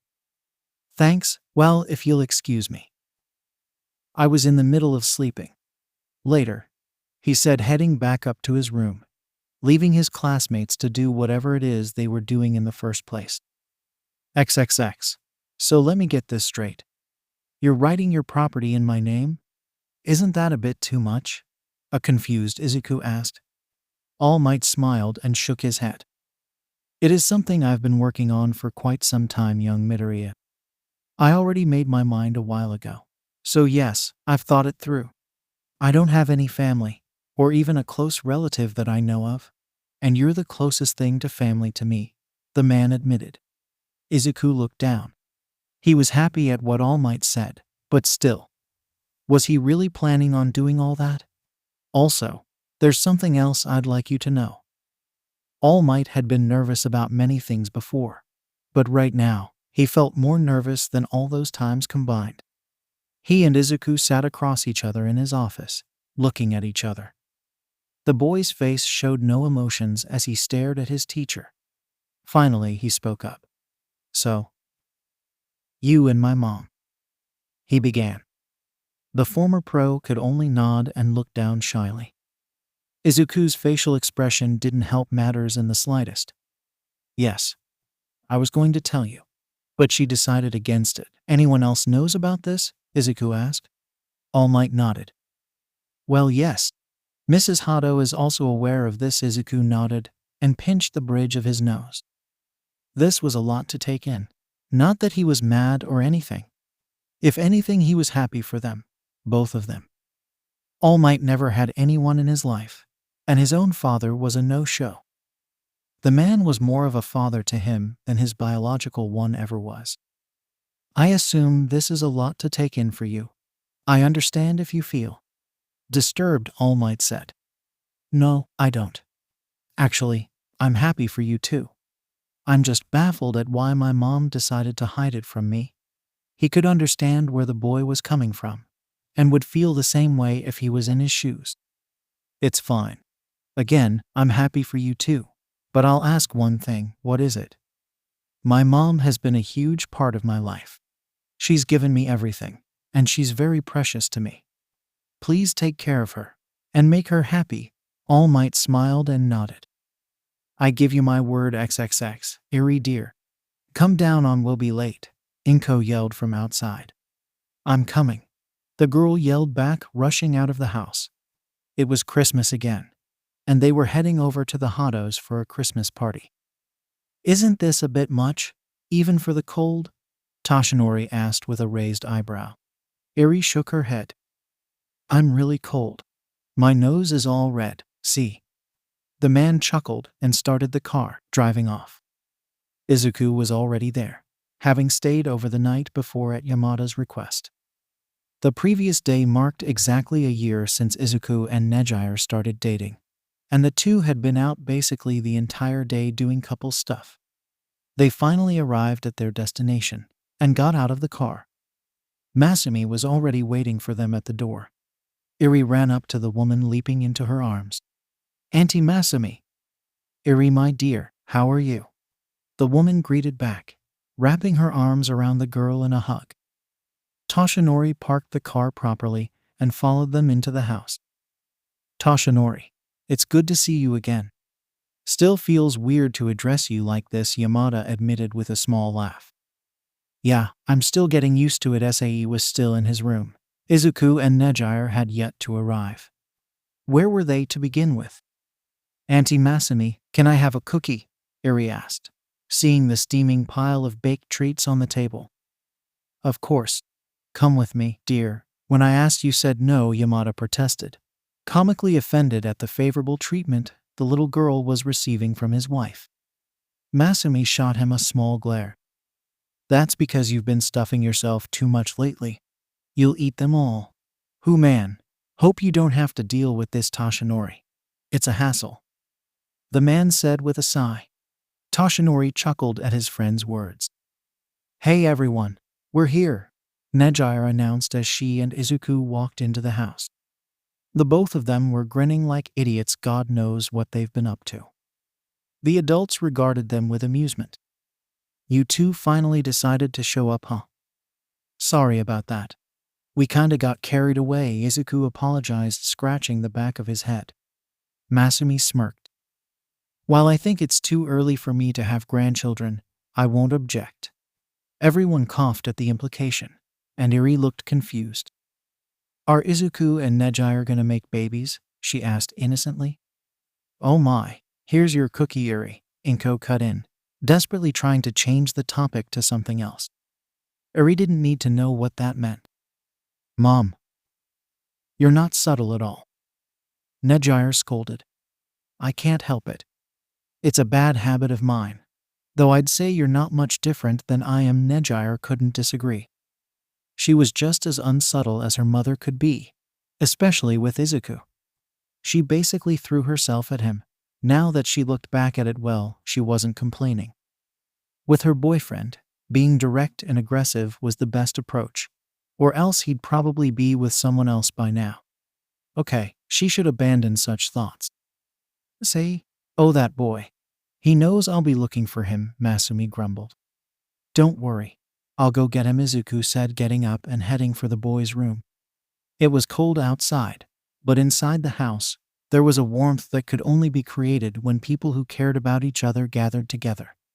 Toshinori and Yamada in their own discussions, with the former telling some stories from his hero days, Inko and Masumi spoiling Eri Rotten, Izuku and 𝐳 playing games on the console.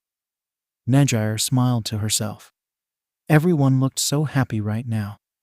No worries about what had happened, or what would happen. They were just living in the moment. Maybe truly, Christmas magic was real. She had found herself outside, looking on into the snowy night sky, not noticing another person who had followed her. What are you doing out here? She smiled on hearing the familiar voice. It was Izuku, who had noticed her go outside. I was just thinking how everyone inside looks so happy. No one's worried about what happened or what's going to come. I've always loved living in the moment, so it's refreshing to see others doing it for a change, she said with a warm smile. You're right. When you're with the right people, all you can do is just have a good time.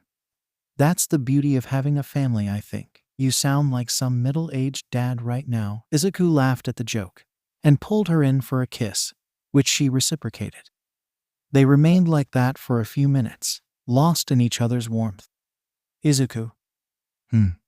I love you, Nejire said with a small blush. It's cute how saying that still makes you red, he replied with a small smirk. She gave a light protest at his response. It wasn't fair of him to tease her like that. I've said this more times than I can count, and I'll say it again. I love you too, Nejire, and I always will. And look forward to spending more time with you. Nejire's smile brightened. Next Christmas too? He nodded.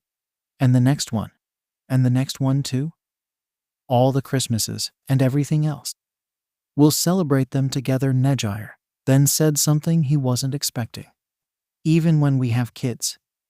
Sure, it'll be way more rowdy, but hey, I'm not complaining. They kissed again. This time he picked her up and twirled her around, something that she really liked. Ugh, dude. Another voice came in. It was 𝐳, who made a gagging face. What are you doing here, 𝐳? Nejire asked. Izuku was taking too long, so I came to get him. It's those damned kids again, he said. Izuku immediately got serious and turned to his girlfriend. She smiled, gave him her permission, then 𝐳 opened his mouth. Finally, we can go crush those losers. Hey, at least be grateful, Nejire scolded. Oh no, he's your boyfriend. You get to spend more time with him anyways. Let's go, Izuku, 𝐳 snapped back. Nejire pouted and looked away. Izuku laughed at their interaction. Merry Christmas, Nejire, he said as he left with 𝐳. On second thought. Hey, wait up. I'm coming too.